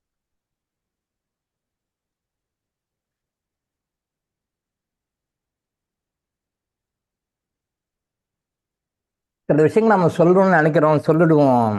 இல்லை வேண்டாம், சொல்ல வேண்டாம், இது இப்போ சொல்ல வேண்டாம், ஸ்டாப் பண்ணிடுங்கன்னு நம்ம ஆசிரியர் சொல்லுவாங்க. இதை கொஞ்சம் அப்படியே சொன்னோம்னா ரொம்ப மீறி போகிறப்ப அடக்கி வாசி கொஞ்சம் ஸ்டாப் அப்படின்னு சொல்லிடுவாங்க. அதுதான் அந்த விஷயம் சொல்ல வேண்டாம், போதும், இப்போதைக்கு இது போதும். நிறைய விஷயம் சொல்லணும்னு நினைக்கிறோம், சில விஷயத்தை கட் பண்ணிடுறாங்க, சொல்ல வேண்டான்றாங்க. மீறி சொன்னோம்னா இப்படி ஏதாவது காஃப் மாதிரி வர வச்சு ஸ்டாப் அப்படின்றோம். அதான் சரி, ஓகே, பார்ப்போம். இதெல்லாம் சார் இது வேணும் சொன்னால் கேட்கறது இல்லை.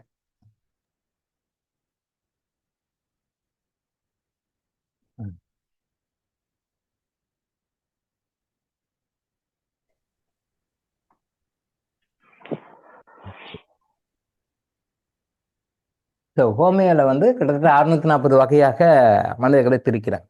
ஆனால் உண்மையிலேயே வந்து மனிதர்கள் நிறைய வகை, ஒன்றும் ஒரு வகை. எல்லா மனிதர்களும் ஒன்று ஒரு கிரியேட் கிரியேஷன் ஒரு வகை. அந்த ஆத்மா வந்து எதனால் பாதிக்குது அப்படின்னு சொல்லி கரெக்டாக நம்ம கண்டுபிடிச்சி சரி பண்ணிட்டோம்னா சரியாயிடுதான். ஸோ மக்கள் வந்து எல்லாருமே நல்லா ஹாப்பியாக இருக்கணும், சந்தோஷமாக இருக்கணும் தான் நினைக்கிறாங்க. இருக்கலை அப்படின்னா சிம்பிள் டிப்ஸ் இந்த 18 கேட்டகரியில் ஃபாலோ பண்ணுங்க. இந்த தர்மம் அப்படின்ற விஷயம் வரும்பொழுது தான் அங்கே சிக்கலை வரும். எது தர்மம் எது தர்மம் இல்லை, யாருக்கு கொடுக்கணும் யாருக்கு கொடுக்கக்கூடாது, அதெல்லாம் இன்னும் கொஞ்சம் பாயிண்ட் பண்ணி சொல்லி கொடுக்குறோம். இங்கே தர்மம் அப்படின்றது என்ன அப்படின்னா, நிறைய பேர் எங்கே தப்பு பண்ணுறோம் அப்படின்னா, நமக்கு தெரிஞ்சவங்க இருக்கு. இது வந்து இஸ்லாத்தை கூட சொல்லியிருப்பாங்க, உன்னுடைய கூட பிறந்தவன் உன் கூட பிறந்தவன் கஷ்டப்பட்டு இருக்கும் போது அடுத்தவனுக்கு செய்கின்ற தான தர்மத்தை அல்லாஹ் ஏற்றுக்கொள்ள மாட்டார். அப்படின்னா என்ன சொல்ல வராங்க இங்கே? அதாவது கொடு, மற்றவங்களுக்கும் கொடு, தப்பு இல்லை. ஆனால் அவன் கூட பிறந்த உனக்கு வேண்டப்பட்டவன்லாம் இருக்கும்போது அவனுக்கும் கொடு, அவனுக்கு கொடுத்துட்டு மற்றவங்களையும் பாரு அப்படின்னு. நீங்கள் இவங்களுக்கெல்லாம் கொடுக்காம அங்கே போய் கொடுத்தீங்கன்னா அது வந்து ஒர்க் அவுட் ஆகாது, அது படம் இல்லை அப்படின்ற மாதிரி அல்லாஹ் சொல்கிறாருன்றது சொல்கிறாங்க. அது உண்மையான கருத்து. நம்ம என்ன நினைக்கிறோம், தர்மம் அப்படின்னு சொல்லி சொன்னால் இப்போ நமக்கு நம்ம முன்னாடி கஷ்டப்படுறான், இவன் கஷ்டப்படுறான், தனக்கு மிஞ்சினது தான் தான தர்மம். ஏற்கனவே சொல்லியிருக்கோம், லாஸ்ட் இயர் கூட ஒரு கிளாஸில் அதை பற்றி சொல்லியிருக்கோம். தனக்கு மிஞ்சினது தான் தான தர்மம் தவறாக எடுத்துக்கொள்ளப்பட்ட ஒரு பழமொழி. தனக்கு மிஞ்சினது தான் தானம், எனக்கு இருக்கிறது போக மிச்சம் ஏதாவது இருந்தால் தான் தான தர்மம். ஒரு வகையில் அது ரைட்டுன்னு சொன்னாலும் இன்னொரு வகை தனக்கு என்று மிஞ்சியது, தனக்கு என்று நம்மளுக்கு மிஞ்சினது வந்து தானம் தர்மம் மட்டும்தான். எதுவுமே கூட வராது, எல்லாம் எடுத்துருவாங்க. இடுப்பில் இருக்கிற அருணாக்கரை கூட கழட்டிடுவாங்க, வேற கழுத்தில் செயின் மோதிரம் என்ன போட்டிருந்தா கூட கழட்டிடுவாங்க. அது லேடிஸாக இருந்தாலும் சரி ஜென்ஸாக இருந்தாலும் சரி, அருணாக்கரை கூட எடுத்துருவாங்க. ஒன்றுமே இல்லை, நம்ம எப்படி பிறந்தோமோ அப்படியே தான் போவோம். பிறந்தபோது சின்ன உடம்பு, இறக்கும்போது பெரிய உடம்பு, அவ்வளோதான். பிறக்கும்போது சின்ன உடம்பு, இறக்கும்போது பெரிய உடம்பு, அவ்வளோதான். ஒரு 2 கிலோ 3 கிலோ 3 கிலோ 3.5 கிலோ அப்படி இருப்போம் பிறக்கும்போது. இறக்கும்போது 50-60 கிலோ அவங்களுக்கு தகுந்த மாதிரி இருப்போம். ஸோ சைஸ் தான் வித்தியாசம். மற்ற எப்படி பிறந்த மேனியாக நம்ம பிறந்தோமோ அதே மாதிரி பிறந்த மேனியாக நம்ம அனுப்பிச்சிடுவாங்க. மதியில் இந்த ஆட்டமெல்லாம் மதியில் தான். அப்போ விஞ்ஞானம் பேசிட்டு வேதாம் பேசிட்டு எல்லாம் என்ஜாய் பண்ணணும். பட் இது நமது இல்லை, ஒரு லெவலுக்கு வெளியே போயிடணுன்றது தான். அப்போ அந்த தர்மம் சொல்லி பண்ணும்பொழுது எனக்கு தெரிஞ்சவன் இருக்கான், அவனுக்கு வேண்டப்பட்டிருக்கான், இவனுக்கு தெரிஞ்சிருக்கான், இவனுக்கு பண்ண தர்மம் அப்படின்னு சொல்லி தர்மம் பண்ணுறேன். இது இல்லை. இப்போது நான் ஏற்கனவே அன்றைக்கி ஒரு உதாரணம் சொன்னேன். ஒருத்தர்கிட்ட பணம் வாங்கியிருக்கோம், குழந்தைகள் சார்கிட்ட பணம் வாங்கியிருக்கேன் நான், அவர் எனக்கு பணம் கொடுத்துருக்காரு, அவரும் இறந்துடுறாரு, நானும் இறந்துறேன், 2 பேரும் வெளில போயிடுறோம். நாங்கள் வேறு பிறகுகள் நாங்கள் இருக்கோம், நானும் வேறு பிறகு இருக்கேன், அவர் வேறு. எக்ஸாம்பிளுக்காக சொன்னேன், 2 பேரும் வெவ்வேறு பிறகுகள் இருக்கும். இப்போ வடக்குப்பட்டி ராமசாமிக்கு வந்து பணம் கவுண்டமணி வடக்குப்பட்டி ராமசாமி பணம் கொடுத்துக்கிறாரு, அவர் பணத்தை திருப்பி விட்டு இறந்துட்டாரு. அது முடிஞ்சு போச்சு, இந்த பிசிக்கல் வேர்ல்டில் ஆனால் அதுக்கு பிறகு அடுத்தது அந்த கண்டினியூட்டி என்ன அப்படின்னு சொன்னால், ஏற்கனவே கவுண்டமணி வாங்கின காசைத்தான் வடக்குப்பட்டி ராமசாமி இப்போ வாங்கி தேய்க்கிறார். அதான் உண்மை, மேட்ரு அதான். ஏற்கனவே கவுண்டமணி கொடுக்க வேண்டியது பாக்கி, அவரால் கொடுக்கல, எஸ்கேப் ஆகிட்டார். அடுத்த பிறகு வராரு, இந்த பிறகுல அதே கவுண்டமணிக்கிட்ட அதே வடக்குப்பட்டி ராமசாமி ஏதோ காசு வாங்குற கொடுக்கல, அதை அக்செப்ட் பண்ணிக்கணும், அதை விட்டுறணும், அதோட சரி நோண்டக்கூடாது. இதுதான் காஸ் அண்ட் எஃபெக்ட். அப்படியே இல்லை காஸ் அண்ட் எஃபெக்ட். அவர் வாங்கினா கொடுத்தார். இப்போ நம்மகிட்ட ஒரு திருடு போகுது, நம்மளும் ஒரு போகுதுன்னா ஏன் வந்து நீங்கள் எதுவும் ஃபர்தரா ஆக்ஷன் எடுக்காதீங்க, விட்டுடுங்க அப்படின்னு சொல்கிற காரணம் வந்து அதுதான். ஒன்று போலீஸ்க்கு கம்ப்ளைண்ட் கொடுக்க வேண்டியது, அங்கே கம்ப்ளைண்ட் கொடுக்க வேண்டியது, இங்கே போக வேண்டியது, அங்கே போகணும், தேடி பிடிச்சிட வேண்டியது. இது என்ன அப்படின்னு சொன்னால், உங்களை விட்டு போக வேண்டியது போகக்கூடாதுன்னு திருப்பி கொண்டு வந்துடுறீங்க. உங்களுக்கு உண்டானது கண்டிப்பாக கிடைக்கும். இப்போ நீங்கள் கொண்டு விட்டீங்களா, திருப்பி இது உங்ககிட்ட திருப்பி எடுக்கிறதுக்கு என்ன உண்டா, திருப்பி இன்னொரு வேலை வைக்கிறீங்க, அவருக்கு திருப்பி இன்னொரு வேலை வைக்கிறீங்க. அந்த வேலையை வச்சு திருப்பி இன்னொரு பிரச்சனையை உருவாக்கும்.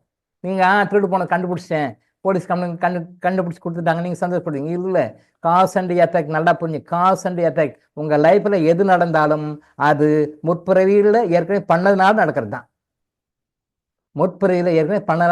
தான். இப்போ புதுசாலாம் கிரியேஷன் ஆகுறது. இதுக்கு ஒரு எக்ஸெப்ஷன் இருக்குது, பின்னாடி சொல்கிறேன், அது இப்போ கன்ஃபியூஸ் பண்ணிக்க வேண்டாம். திருடு போதா, ரைட், ஓகே. வேற ஏதாவது நஷ்டம் நடக்குதா, ஓகே. வேற லாஸ் ஆகுது, அக்செப்ட் பண்ணிக்கோங்க. எஸ், நான் யாரையும் ஏமாத்திருக்கிறேன், நான் யாருக்கோ துரோகம் பண்ணியிருக்கேன், யாருக்கோ ஏதோ பண்ணிக்கிறேன், அந்த மாதிரி ஆயிருக்குன்னு அக்செப்ட் பண்ணிக்கோங்க. முதல் கேட் ஓப்பன் ஆகும் நல்ல நிலைமைக்கு போகிறதுக்கு. அடுத்த கேட்டு நீங்கள் அக்செப்டன்ஸே பண்ணுறது இல்லை. அது எப்படின்றீங்க. நோ, இது சொல்லும்போது கொஞ்சம் ஆச்சரியமா, அது எப்படி சார் விட்டுறது, அது விட்டுறாதீங்க, பிடிச்சிக்கோங்க. திருப்பி அது கிரியேட் பண்ணணும்னு சொல்ல வரேன் நான். அது எப்படி சார் திருடு போச்சு போனது எப்படி சார் அக்செப்ட் பண்ணிக்கிறேன், நான் எப்படி சார் அக்செப்ட் பண்ணிக்கிறது? அப்படின்னு. அக்செப்ட் பண்ணிக்கணும். அக்செப்ட் பண்ண திருப்பி இன்னொருக்கிட்ட வேற மாதிரி எடுக்கும். ஏற்கனவே ஒரு பாதிரியார் கதை கூட உங்கள்கிட்ட சொல்லியிருக்கேன் நான். பழைய கிளாஸில் பழைய வீடியோவில் இருக்கும். நான் ஒரு பாதிரியார் அவர் வீட்டில் ஒருத்தன் வரான், வந்து நைட் தங்கிட்டு போகிறேங்க, வழிபோக்கர், நைட் தங்கிட்டு போகிறேன், அதனால் என்ன தங்குங்க அப்படின்றார். அவர் சரிப்பா தங்குங்க அப்படின்னு சொல்லி தங்க விடுறார், சாப்பாடு கொடுக்குறார், தங்குறாரு. காலைல எழுந்து பார்த்தா வீட்டில் இருக்கிற அந்த காஸ்ட்லி ஐட்டம்ஸ்லாம் எடுத்துகிட்டு ஓடிடுறான், எஸ்கேப் ஆகிடுறான். பார்த்தா உள்ள ஒன்றுமே இல்லை. ஆனால் இவர் என்ன பண்ணுறாரு, கர்மயானஜிலிங்க பற்றி தெரிஞ்சவர் அவர். ஆனால் அவர் என்ன பண்ணார், போலீஸை போய் கம்ப்ளைண்ட்லாம் கொடுக்கல, என்ன திருடு போச்சு என்ன திருடு போச்சு அப்படின்னு சொல்லி கம்ப்ளைண்ட்லாம் கொடுக்கல. பட் எப்படியோ ஒரு வகையில் அதை வந்து போலீஸ் கண்டுபிடிச்சி ஒரு ஆஃப்டர் சர்டன் பீரியட் ஒரு 2-3 months கழிச்சு ஏதோ ஒரு வகையில் அவன் மாட்டுறான், எங்கேயோ இடத்துல மாட்டுறான். மாக்கும்போது போலீஸ் கேட்குறாங்க. அப்போ என்கொயரியில் எல்லாம் சொல்கிறான், இங்கே போனேன், இங்கே வந்தேன், இங்கே திருடேன், இங்கே பண்ணேன் அப்படின்லாம் சொல்கிறான். அப்போ சொல்லும்போது போலீஸ் வருது, வந்து சார் இந்த மாதிரி உங்ககிட்ட இந்த பொருளை வந்து திருடிட்டு போயிருக்கானா? ஆமாம். எப்படின்னா திருடி போனானா? ஆமாம். அவர் சொல்கிறார், ஆமாங்க இந்த பொருள்லாம் எனக்கு தான். ஆமாம், ரைட், ஓகே. இவன் தான் திருடிட்டு போனானா? அப்போ அங்கே சொல்கிற பாருங்க, நோட் பண்ணி பாருங்க. அதான் அந்த அந்த அந்த பக்கம் தான் நமக்கும் அவங்களுக்கும் இருக்கிற வித்தியாசம். அந்த உயர்ந்த ஆத்மாக்களுக்கும் நமக்கு இருக்கிற வித்தியாசம்னா, நாமளாக தான் என்ன பண்ணுவோம், ஆமாங்க ஒன்றாங்க நல்லா இன்னும் திருடி பண்ண தெரியுதுங்கன்னா போட்டு 4 சாத்துங்க, அடிங்க பிடிங்க, நல்லா கேஷ் ஃபைல் பண்ணுங்க, போடுங்க, இதெல்லாம் வாங்கி கொடுங்க அப்படின்னு நம்ம சொல்லுவோம். பட் அவர் கூலாக சொல்கிறாரு, சார் இதெல்லாம் வந்தான் தங்கினான், ஆனால் உண்மைதான் சார், ஆனால் இதெல்லாம் நான் தான் சார் உங்கள்கிட்ட கொடுத்தேன். அங்கே பாருங்கள் இறைத்தன்மை எப்படி சார். அந்த பாதிரியார் சொல்கிறாரு, வந்தது ரைட்டு, தங்கினது ரைட்டு, எல்லாமே ஓகே ரைட்டு, ஆனால் நான் தான் சார் உனக்கு கொடுத்தேன், எடுத்துகிட்டு போப்பா அவன் கடைசி வைக்கான்னு சொன்னான், எடுத்துகிட்டு போ, நான் தான் சார் கொடுத்தேன், அவன் திருடா போடல சார், திருடல சார் அப்படின்றார். போலீஸ் குழம்புது, என்னடா இவன் திருடினான்றான், இங்கே தான் திருடினான்றான், இங்கே தான் திருடினேன்னு சொல்கிறான், இந்த பொருள் தான் திருடினேன்னு கரெக்டாக பொருளையும் சொல்கிறான், ஆள் அட்ரஸ் எல்லாம் கரெக்டாக சொல்கிறான். ஆனால் இவர் சொல்கிறார் நான் தான் கொடுத்துட்டேன்றாரு, நான் தான் கொடுத்துட்டேன்றாரு. இப்போ போலீஸு யோசனை பண்ணி என்னடா இது அப்படின்னு குழம்புது. திரும்பவும் சொல்கிறார், இல்லைங்க அவன் கட்டுறது வைக்கான்னு சொன்னான், ஏதோ தெரியாமல் சொல்கிறான், ஏதோ பயந்துருக்கு ஏதோ சொல்கிறான், வேற எங்கேயா திருடிப்பானோ என்னமோ, வேற எங்கேயா திருடிப்பான், ஏதாவது பண்ணியிருப்பான், பட் எங்கிட்ட அவன் திருடுங்க, இந்த பொருளை நான் தாங்க கொடுத்தேன் அப்படின்றாரு. இந்த நிலைமையில அவன் பாருங்க, அந்த திருடன் மைண்டு, அவன் உண்மையிலே அவ்வளோ அப்படி கண்ணில் தண்ணி வருது, அவனுக்கு கண்ணில் தண்ணி வருது. இதுதான் மடை மாற்றம், ஆற்றல் மாற்றம்ன்றது அதுதான். ஆற்றல் மாற்றம்ன்றது அதுதான். அந்த ஆற்றல் மாற்றம் அந்த டைமில் அவன் கண்ணி விட்டு அழுறான், பாதிர காலை விழுந்து கதறான், ஐயா நான் செஞ்ச தப்பு, என்னை மன்னிச்சிடுங்க, நான் தப்பு பண்ணிட்டேன், என்னை மன்னிச்சிடுங்க, நான் திருந்திட்டேன், நான் பண்ண மாட்டேன் அப்படின்னு சொல்கிறான். அவன் காலில் விழுறான். போலீஸு சரி சார் ஓகே அப்படின்னு சொல்லிட்டு, இப்படி ஒரு திருடன் வந்தவனை கூட காட்டி கொடுக்காம, அவன் திருடன் சொல்லாமல், மாதிரி நீங்கள் சொல்கிறீங்களா சார், உண்மை த கிரேட் சார் அப்படின்னு சொல்லிட்டு அந்த போலீஸு அவன் மேலே எந்த ஆக்ஷன் எடுக்கல. சரி சார் சொல்லிட்டு அவன் மேலே இனிமேல் திருட வேண்டாம்டா, இது மாதிரி பண்ண வேண்டாம் அப்படின்னு சொல்லிட்டு போய் வான் பண்ணிட்டு போயிடுறாங்க. அவன் மேலே எந்த ஆக்ஷன் எடுக்கல. பாதிரியார் அவங்க அட்வைஸ் பண்ணுறாரு, திருடாதுப்பா தப்பு. இங்கே பாருங்க, இங்கே இவர் போய் ஒன்று அடிங்க திட்டுங்க அப்படின்னு சொன்னால் அந்த மைண்ட் அப்படியே தான் இருக்கும், அடுத்தது மாறுவான். இங்கே மன்னிக்கிறது வருது பாருங்க, மன்னிக்கிறார், நம்ம திருடிட்டு போயிட்டான்னு மன்னிக்கிறார். அந்த மன்னிப்பு எல்லா ஆண்டும் நன்மை கொடுக்குது பாருங்க, நல்லா திங்க் பண்ணி பாருங்க. இது ஒரு எக்ஸாம்பிள், இது ஒரு எக்ஸாம்பிள். இங்க மன்னிப்புன்னு வருது. இப்போ பாதிரி என்ன பண்ணோம், இவர் ஏற்கனவே கம்ப்ளைண்ட் கொடுத்துருக்கணும், கம்ப்ளைண்ட் கொடுக்கல, விட்டார். கர்மாயஞ்சி இங்க ஃபாலோ பண்றாரு, அவர் கம்ப்ளைண்ட் கொடுக்கல, விட்டார். ஒரு ஸ்டேஜில் வராங்க, வரும்போதும் கூட சரி வந்த வரைக்கும் வாங்கட்டும், பொருளை வாங்கணும்னு நினைக்கல, நான் தாங்க கொடுத்தேன் காப்பாற்றி விடுறாரு. இங்கே மன்னிக்கிறார், அவன் திருடிட்டான் மன்னிச்சிடுறாரு. சரி ஓகே. இங்கே எப்படி நடக்குது பாருங்க. நம்பர் 1, பாதிரியார் குட்கர்மா சேர்த்துக்கிறார், பாதிரியார் குட்கர்மா சேர்த்துக்கிறார் 1. நம்பர் 2, அந்த திருடன் திருடுறதுக்கு ஒரு வாய்ப்பாக மாறிடுறான், மனசு மாறிடுறான். இப்போ திருடுனா கூட திருட மாட்டாங்க, இப்போ போய் திருடுப்பா அப்படின்னு சொன்னாலும் திருட மாட்டான். ஐயோ திருடுறது தப்பு அப்படின்ற அந்த மனப்பாங்க அவனுக்கு வந்துடுது. இது நீங்கள் என்ன ஜெயிலில் போட்டிருந்தாலும் என்ன பரிசு தான் அந்த மாற மாட்டான். ஜெயிலில் போட்டிருந்தாலும் இல்லை வேற என்ன பரிசு கொடுத்தாலும் மாற மாட்டான். திருடனாய் பார்த்து திருந்தா விட்டால் திருட்டை ஒழிக்க முடியாது. ஏதோ தமிழ் பாடல், அந்த எழுதின பாடலாசிரியருக்கு நன்றி, அவர் அருமையான அனுபவம் செய்திருக்கார். பேர் தெரியல யாருன்னு, பட் பட்டுக்கோட்டை கல்யாண சுந்தரமா. திருடனாய் பார்த்து திருந்தாவிட்டால் திருட்டை ஒழிக்க முடியாது. நீங்க என்னதான் சட்டம் போட்டாலும் என்னதான் பண்ணாலும் பட்டுக்கோட்டை கல்யாண சுந்தரம் ஐயா சொன்ன மாதிரி தான், திருடனா பார்த்து இருந்தணும், அவனா திருடணும்னு அவன் ஒன்றும் பண்ண முடியாது. அது எல்லா காலத்துக்கும் பொருந்தும். அப்போ அவரே விட்டுறார், அந்த திருடர் அந்த பழக்கத்தை அந்த திருடனை விட்டுறார். பர்ஃபெக்டாக மாறிடுறார். அப்போ அவர் 4 பேர் சொல்லி கொடுக்குறாரு. இங்கே மன்னிப்பு எப்படி வேலை செய்து பாருங்க. இங்கே போலீஸும் நடவடிக்கை எடுத்து போலீஸ் ஆக்ஷன் பண்ண போலீஸ் மைண்டையும் மாற்றிடுது. சரி, கொடுத்தவரே இப்படி சொல்லிட்டாரு, வாங்கினவரன் அவன் எடுத்தவன் அவனும் மனசு திருந்திட்டான், அவனும் திருந்திட்டான், சரி ஓகே நாமளும் மேற்கு இந்த மாதிரி நல்லா அட்வைஸ் பண்ணோம் சொல்லிட்டு அங்கே போலீஸ்கிட்டையும் நல்ல மனமாற்றத்தை கொண்டு அவங்களும் சாட்டிஸ்ஃபைடாக போகிறாங்க, இவரும் சாட்டிஸ்ஃபைடாக இருக்கிறாரு, திருடனும் மனம் மாறிடுறான். இங்கே மன்னிப்புன்றது வந்து எல்லாருக்கும் நன்மை மட்டும்தான் பண்ணும். மன்னிப்பு வந்து மிக மிக மிக மிக மிக மிக உன்னதமான ஒரு ஆயுதம் இன்னைக்கு இருக்கிற காலகட்டத்தில். விட்டுடுங்க, சரி ஓகே, லெட் இட் பி. நீங்கள் அதை மனசில் வச்சு பழி வாங்கினா நீங்கள் தான் உங்களுக்கு நீங்களே ஆப்பு வச்சுக்கிறீங்க. ஓஷோ பாணிகளை சொன்னோம்னா உங்களுக்கு நீங்களே படுகொடி வெட்டிக்கிறீங்க. அந்த படுகொழியை வெட்டினது யாரு? நீங்களே தான் வெட்டிக்கிறீங்கன்னு. அதே மாதிரி நமக்கு நாமளே தான் வச்சுக்கிறோம். ஸோ மன்னிக்கிறது வந்து சாதாரணமான விஷயம் இல்லை. மன்னிப்பு கேட்கறது, மன்னிப்பே கேட்க மாட்டாங்க. அப்படியே மன்னிப்பு கேட்டாலும் மன்னிப்பு கொடுக்குறது மிகப்பெரிய விஷயம். அது அந்த மன்னிப்பு கொடுக்கறது உங்களுடைய கர்மாக்களை போக்கும். நான் பல வகுப்புகளில் சொல்லியிருக்கேன். எதிரி ஒரு கணத்தில் அரைஞ்சால் மறுகணத்தை காட்டு, அப்படின்னு ஒரு சாதாரண ஒரு 2 வரியில ஒரு விஷயம் சொல்லிட்டு போயிட்டாரு. இந்த 2 வரி விஷயத்தை உங்களை விளக்கணும்னா 2 வருஷம் ஆகும். ஒரு நாளைக்கு 1.5 மணி நேரம்னா 2 வருஷம் ஆகும். இதனோட ஆங்கிள் அப்படியே விளக்கி சொல்லணும். அவ்வளோ விஷயம் இருக்கு. கர்மாய் போக்குறதுக்கு அவ்வளோ அருமையான பாயிண்ட் அது. ஒரு கணத்தில் அரைஞ்ச மறுகணத்தை காட்டு. நான் பல வீடியோவில் இருக்கு, நான் திருப்பி பேச விரும்பல, பல வீடியோவில் இருக்கு, இதை பற்றி நான் பேசியிருக்கேன். ஒரு கணத்தில் அரைஞ்சா மறுகணத்தை நம்ம காட்டல, அப்படியான்னு சொல்லிட்டு இன்னொரு கணத்தை நம்ம அடிக்கிறோம். ஒரு கணத்தில் அடிச்சியா, நான் இன்னொரு கணத்தில் அடிக்கிறேன். கண்ணத்தோடு இல்லை, கை கால் மூக்கு எல்லாத்தையும் போட்டு உடச்சிடும். நான் ஒரு வழி பண்ணிட்டுவேன் அப்படின்னு போகிறோம். அதனால தான் நம்ம சஃபர் ஆகிட்டு இருக்கோம். ஒரு கணத்தில் அரைஞ்சால் மறுகணத்தை காட்டுனா என்ன அர்த்தம்? ஒரு கணத்தில் அரைஞ்சாங்க, ஏதோ ஒரு காரணத்துக்காக வந்து அரைஞ்சிருக்கேன், அதை அக்செப்ட் பண்ணிக்கோன்னு அர்த்தம். அதை அக்செப்ட் பண்ணிட்டு இந்தாப்பா அப்படின்னு சொல்லி இன்னொரு கணக்கு காட்டு. மிச்சம் இருக்கிறது க்ளீன் பண்ணிட்டு போயிடுவான். நீங்கள் ஃப்ரீ ஆகிடுவீங்க. அவனை நம்ம நினைக்கிறோம் அவன் ஆப்போசிட்டாக இருக்கிறான் அப்படின்னு நம்ம நினைக்கிறோம். அந்த ஆப்போசிட்டாக அவன் இருக்கிறான்றனால தான் நாம் என்ன பண்ணுறோம்? போலீஸில் கம்ப்ளைண்ட் கொடுக்குறோம், கோர்ட்டில் கேஸை போடுறோம், பஞ்சாயத்து வைக்கிறோம், அவனை அடிக்கிறதுக்கோ மற்றத்துக்கோ ஆளை வைக்கிறோம். இதெல்லாம் நம்ம பண்ணுறோம். அதை நீங்கள் அக்செப்ட் பண்ணிக்கிட்டீங்கன்னா அதுலேருந்து வெளிவரத்துக்கான வழிகள் இறைவன் கரெக்டாக காட்டுவார். நீங்கள் கரெக்டாக இருந்து வெளியே வந்துடலாம். கடவுள் கரெக்டாக காட்டுவார், வெளியே வந்துடும். இந்த மென்டாலிட்டி தான் நம்மகிட்ட இருக்கிறது இல்லை.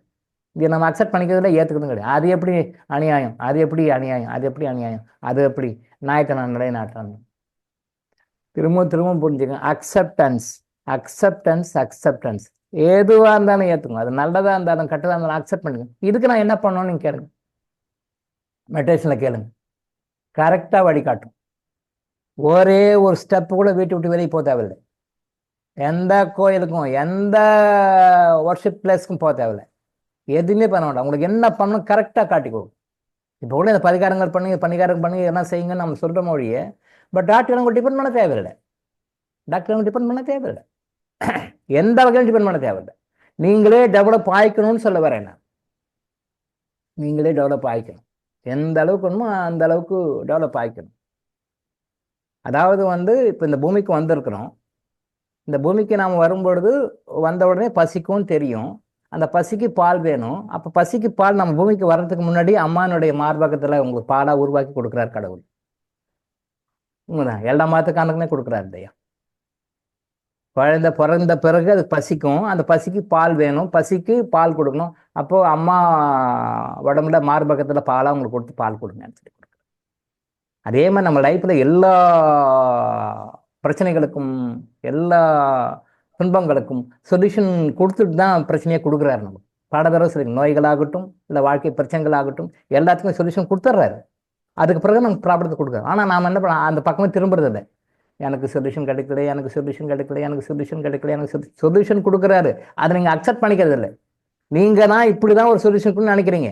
எனக்கு இப்படி தான் ஒரு சொல்யூஷன் இருக்கணும், இன்னைக்கு இப்படி தான் இருக்கணும் அப்படின்னு நீங்கள் அங்கே தான் தப்பு நடக்குது. அவர் கொடுக்குற சொல்யூஷன் அக்செப்ட் பண்ணிக்கோங்க, அது எல்லாம் கிளியராகி வந்துடும். அதை வந்து அவர் கொடுக்க நான் அக்செப்ட் பண்ணிக்க மாட்டேன், நான் என்ன நினைக்கிறேன்னா அதுதான் அப்படின்னு நினைக்கிறேன். இங்கே தான் நம்ம தப்பு பண்ணுறோம். நீங்கள் செய்த கர்மாவை நீங்கள் தான் அனுபவிக்கணும், வேறு யாரும் அனுபவிக்க முடியாது. நல்லதும் சரி கெட்டதும் சரி. நீங்கள் யாருக்கும் ஷேர்லாம் பண்ணி கொடுக்க முடியாது. என்னுடைய சந்தோஷம் நீ கொஞ்சம் எடுத்துக்கோ, என்னோடய துக்கத்தை கொஞ்சம் எடுத்துக்கோ அப்படின்னு யாரெல்லாம் ஷேரும் பண்ண முடியாது. ஒரு குழந்தை இருக்குது அப்படின்னா அந்த குழந்தைக்கு ஒரு பிரச்சனை இருக்குன்னா அந்த அப்பா அம்மா என்ன பண்ண முடியும்? மேக்ஸிமம் என்ன பண்ண முடியும்? நல்லா காஸ்ட்லியான ஹாஸ்பிட்டலில் தான் போய் சேர்த்த முடியும். நல்லா ஏ கிளாஸ் ட்ரீட்மெண்ட் கொடுக்குறாங்க, கார்பரேட் பெரிய ஹாஸ்பிட்டலு, குவாலிட்டியில் நம்பர் 1 அப்படி தான் போய் சேர்த்த முடியும். அவ்வளோதான் பண்ண முடியும் பேரண்ட்ஸு. அந்த நோய்க்குண்டான மருந்தை நீங்கள் தான் சாப்பிடணும், அந்த குழந்தை தான் சாப்பிடணும். அவங்க ஹாஸ்பிட்டலில் இப்போ நம்ம மாடர்ன் டேர்மில் சொன்னோம்னா அவருக்கு ஐஎம் போடுறாங்க, இன்ட்ராமஸ்குலர் இன்ஜெக்ஷன் போடுறாங்க, ஐவி போடுறாங்க, இன்ட்ராவீனஸ் போடுறாங்க. எப்படின்னா அந்த குழந்தைக்கு தான் போடுவோம், உங்களுக்கு போட மாட்டாங்க. அப்பா நீங்கள் வந்து படுத்துக்கோங்க உங்களுக்கு போடுறேன், அம்மா நீங்கள் வந்து படுத்துக்கோங்க உங்களுக்கு போடுறேன்னு போட மாட்டாங்க. அந்த குழந்தைக்கு தான் போடுவோம். அது சின்ன குழந்தையாக இருந்தாலும் அதான் போடணும், அதான் அனுபவிக்கணும். இந்த அப்பாவுக்காக அதுக்காக நீங்கள் மருந்து சாப்பிட்டுக்கோங்க, இதுக்காக நீங்கள் மருந்து சாப்பிட்டுக்கோங்க அப்படின்னு சொல்லி குழந்தைக்காக நீங்கள் மருந்து சாப்பிட முடியுமா? நான் அப்பாங்க, நான் பெத்த பிள்ளைங்க அப்படி நீங்கள் சாப்பிட்டா குழந்தை சரியாகுமா? ஆகாது. அம்மா நான் பெத்த பிள்ளைங்க, 10 மாதம் சுமந்த பிள்ளைங்க, அதுக்காக நான் மருந்து சாப்பிட்டேங்க, நீங்கள் சாப்பிட்டா சரியாயிடுமா? ஆகுமா? ஆகாது. அந்த குழந்தை தான் சாப்பிடணும், அந்த குழந்தை தான் சாப்பிடணும். கர்மாயன ஜீலிங்களை மட்டும்தான் கொஞ்சம் கடவுள் வந்து ஒரு எக்ஸெப்ஷன் கொடுத்துக்கிறாரு. கர்மாயன ஜீலிங்க மட்டும்தான், அது கூட கொஞ்சம் தான், ஃபுல்லாக இல்லை. உங்கள் குழந்தை நல்லாகணும், இல்லை உங்கள் கணவர் நல்லாகணும், உங்கள் மனைவி நல்லாகணும், உங்களுடைய உற்றவர்கள் நல்லாகணும் அப்படின்னா கொஞ்சம் ஒரு ரிலாக்ஸேஷன் கொடுக்குறாரு. இந்த கேசியமை நீங்கள் சாப்பிட்டீங்கன்னா அவங்க மாறுவாங்க, இந்த கேசியமை நீங்கள் சாப்பிட்டீங்கன்னா அவங்க மாறுவாங்க. அந்த மாதிரி ஒரு சில பிரபஞ்ச ரகசியங்களை உள்ளடக்கி கொடுக்குற மாதிரி தான் கேசியம் எல்லாம். கேசியம் வந்து உங்ககிட்டையும் வேலை செய்யும், உங்ககிட்ட சுற்றி இருக்கவங்ககிட்டையும் வேலை செய்யும். நீங்கள் சாப்பிட்டா அங்கே வேலை நடக்கும், நீங்கள் சாப்பிட்டா அங்கே வேலை செய்யும். இது வந்து உடனே மலையாள மாந்திரிகம் வசிய மருந்து அப்படிலாம் இல்லை. இது மலையாள மாந்திரிகம் வசிய மருந்தெல்லாம் கிடையாது. இது டிவைன் மெடிசன். அது டிவைன் மெடிசன். அது உள்ளே போச்சுன்னா உள்ளதை உள்ளபடி பார்ப்பீங்க, உள்ளதை உள்ளபடி செய்வீங்க. நான் அடிக்கடி கிளாஸு கூட சொல்லியிருக்கேன், ஒரு விஷயத்தை பார்க்கணும் அப்படின்னு சொன்னால் சின்ன பசங்க என்ன பண்ணுவாங்க, கலர் கண்ணாடி போடுவாங்க சின்ன வயசுலலாம். இப்போ கூட சில பேர் போட்டுட்ருக்காங்க. சிவப்பு கண்ணாடி, ப்ளூ கண்ணாடி, கருப்பு கண்ணாடி, எல்லோ கண்ணாடி. குழந்தைங்க கண்ணாடி வாங்கி போட்டுருக்காங்க. நீங்கள் எந்த கண்ணாடி போடுறீங்களோ அந்த கண்ணாடி தான் உங்களுக்கு தெரியும். பார்க்குற பொருள்லாம் அப்படி தான் தெரியும், பார்க்குற பொருள்லாம் அப்படி தான் தெரியும். நீங்கள் எல்லோ போட்டிங்கன்னா பார்க்குறவங்களாம் எல்லோவாக தெரியும். நீங்கள் ரெட்டு கண்ணாடி போட்டிங்கன்னா எல்லோ பார்க்குறவங்க ரெட்டாக தான் தெரியும். ப்ளூ போட்டிங்கன்னா ப்ளூவாக தான் தெரியும். நீங்கள் ஒயிட்டை போட்டால் தான் உள்ளது உள்ள மாதிரி தெரியும். வெள்ளை கண்ணாடி போட்டால் உள்ள மாதிரி தெரியும். நீங்கள் வேறு எந்த கலர் கண்ணாடி போட்டாலும் அது மாதிரி தான் தெரியும். எல்லாமே அதே கலர் தான் தெரியும். அதே மாதிரி நம்ம போடுறது வெள்ளை கண்ணாடி போட்டுக்கோங்கன்றோம். கர்மாயனதி ஹீலிங்கில் வெள்ளை கண்ணாடி போட்டுக்கோங்கன்றோம். கண்ணாடியை போடணும், அது வேறு சரி. ஒரு எக்ஸாம்பிளுக்காக சொன்னேன். கர்மாயனதி ஹீலிங்கை பொறுத்த வரைக்கும் கண்ணாடியே தேவையில்லை, கண்ணாடி எப்பவுமே தேவையில்லை. Quite wrong. ஆனால் இப்போ என்ன பண்ணுறோம், சின்ன குழந்தையே கண்ணாடி போட்டுக்கிறோம். தப்பு. நீங்கள் இறைக்கட்டுகள்லாம் சரியாக கரெக்டாக ஃபாலோ பண்ணிங்கன்னா கண்ணாடி தேவையாது. எந்த வயதிலும் கண்ணாடி தேவையாது, எந்த வயதிலும் கண்ணாடி தேவையாது. பட் இந்த வயதிலேயே கண்ணாடி போட்டுக்கிறோம்னா நம்ம தப்பு பண்ணுறோன்னு அர்த்தம். அப்போ நீங்களே கண்ணாடி போட்டால் என்ன இருக்கும்? உங்களுக்கு பிறக்க போனீங்க கண்ணாடி தான் போடும். அவங்களும் அதை சரி பண்ணிக்கலையா, அடுத்த ஜென்ரேஷன் கண்ணாடி போடும். அப்போ கண்ணாடின்னு போயிட்டு இப்போ கண்ணாடி போடுற கல்ச்சர் வந்துச்சு. இப்போ கண்ணாடி போட்டால் கொஞ்சம் கௌரவ குறைச்சலாக இருக்கும். எல்லாமே உள்ள லென்ஸ் வச்சுக்கிற பழக்கம் வந்துச்சு. உள்ள லென்ஸ் இருக்கு, வெளியே தெரியாது. பட் கண் நல்லா இருக்குன்னு நினச்சிட்டு இருப்பாங்க. பட் உள்ள கண்ணு பிரச்சனை தான். அப்போ அது எதை காட்டுகிறது? நம்முடைய அறியாமை காட்டுகிறது. ஸோ வெள்ளை கண்ணாடி போட்டு பார்க்கணும். வெள்ளை கண்ணாடி மீன்ஸ் நம்ம ஓப்பனாக பார்க்கணும், இருக்கிற மாதிரி பார்க்கணும். அதான் இறைவனுடைய கட்டளைகள்லாம் நீங்கள் ஃபாலோ பண்ணிங்கன்னா வெள்ளை கண்ணாடி பார்ப்பீங்க. அப்போ என்ன இருக்கோ இருக்கிற மாதிரி தெரியும். நம்ம பார்க்குற குழந்தைமே வேறு டிஃப்ரெண்ட். அவன் திருடன், அவன் ஃப்ராடு, இவன் யோகியன், இவன் இப்படி நாமளே ஒரு டிட்டர்மினேஷன் பண்ணிட்டு பார்க்குறோம். யாருமே வந்து உலகத்தை கட்டவங்களே நல்லவங்க, எல்லாமே கலந்தவங்க தான். நம்ம கரெக்ட் பண்ணிட்டா நமக்கு தான் மாறிடுவோம், மாறிடுவோம். நீங்கள் கிறிஸ்டல் வச்சுருக்கீங்க, கிறிஸ்டல் யூஸ் பண்ணுறீங்க அப்படின்னு சொன்னால் கிறிஸ்டல் வந்து கிட்டத்தட்ட குறைஞ்சபட்சம் ஒரு 6 அடி ஃபீட்டுக்கு அந்த சரௌண்டிங் இது இருக்கும், ப்ரொடெக்டட் லேயர் மாதிரி ஃபார்ம் இருக்கும். அது நீங்கள் வாங்குற கிறிஸ்டனுடைய பவரை பொறுத்தது. அந்த ரேடியஸ்க்குள்ளே வந்துட்டாங்கனாலே மைண்ட் மாறிடும் மீன்ஸ் நெகட்டிவாக எதுவும் பண்ண மாட்டாங்க. உங்களுக்கு கெடுதல் பண்ணணும், உங்களை வந்து டார்ச்சர் கொடுக்கணும், உங்களை கஷ்டம் கொடுக்கணும், ஏமாற்றணும்னு நினைக்கிறவங்க கூட வந்து அந்த மைண்டு மாறிடும். அதுக்கு முன்னாடி அவங்களுக்கு ஏதோ சொல்லியிருப்பாங்க, இதை பண்ணுறேன், அதை பண்ண, அதை செய்கிறேன், இது செய்யணும், பண்ணாம விட மாட்டேன்னு உங்கள்கிட்ட வருவாங்க. பட் உங்க வந்தவுடனே மைண்டு மாறிடும். ஐயா இது தப்பு, நம்ம செய்யக்கூடாது, தவறுது. இதோ அவங்க பாட்டுக்கு அவங்க இருக்காங்க, நான் பாட்டு நாம இருக்கோம். நாமே அவங்களை குத்தணும், நாமே அவங்களை கொலை பண்ணணும், நாமே அவங்களை ஏமாற்றணும், நாமே அவனை ஃப்ராட் பண்ணணும், நாமெல்லாம் செய்யக்கூடாது அப்படின்னா மைண்டு மாறிடும். இறைவன் அப்படி பண்ணி விட்டுருவார்.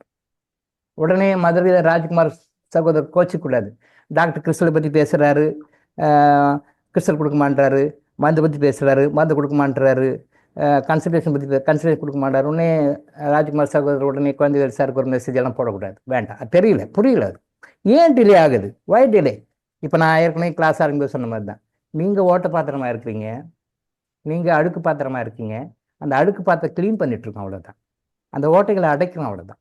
இந்த பாத்திரம் வித்தியாசப்படுது. சில பாத்திரம் 8 ஓட்டை இருக்குது, சில 10 ஓட்டை இருக்குது, சில 12 ஓட்டையாக இருக்குது. அழுக்கு சும்மா கொஞ்சம் தேய்ச்சா போயிடுது, இன்னும் எண்ணெய் போடலான்னு போக மாட்டேங்குது, இன்னும் கொஞ்சம் எண்ணெய் போடலான்னு போக மாட்டேங்குது. நான் ஏற்கனவே பல வகுப்புகள் வீடியோ கூட சொல்லியிருக்கேன். நான் சாதாரணமாக தரையில் அழுக்கு இருக்குது, சாதாரண பெருக்குனா போயிடும், பெருக்குனா போகல.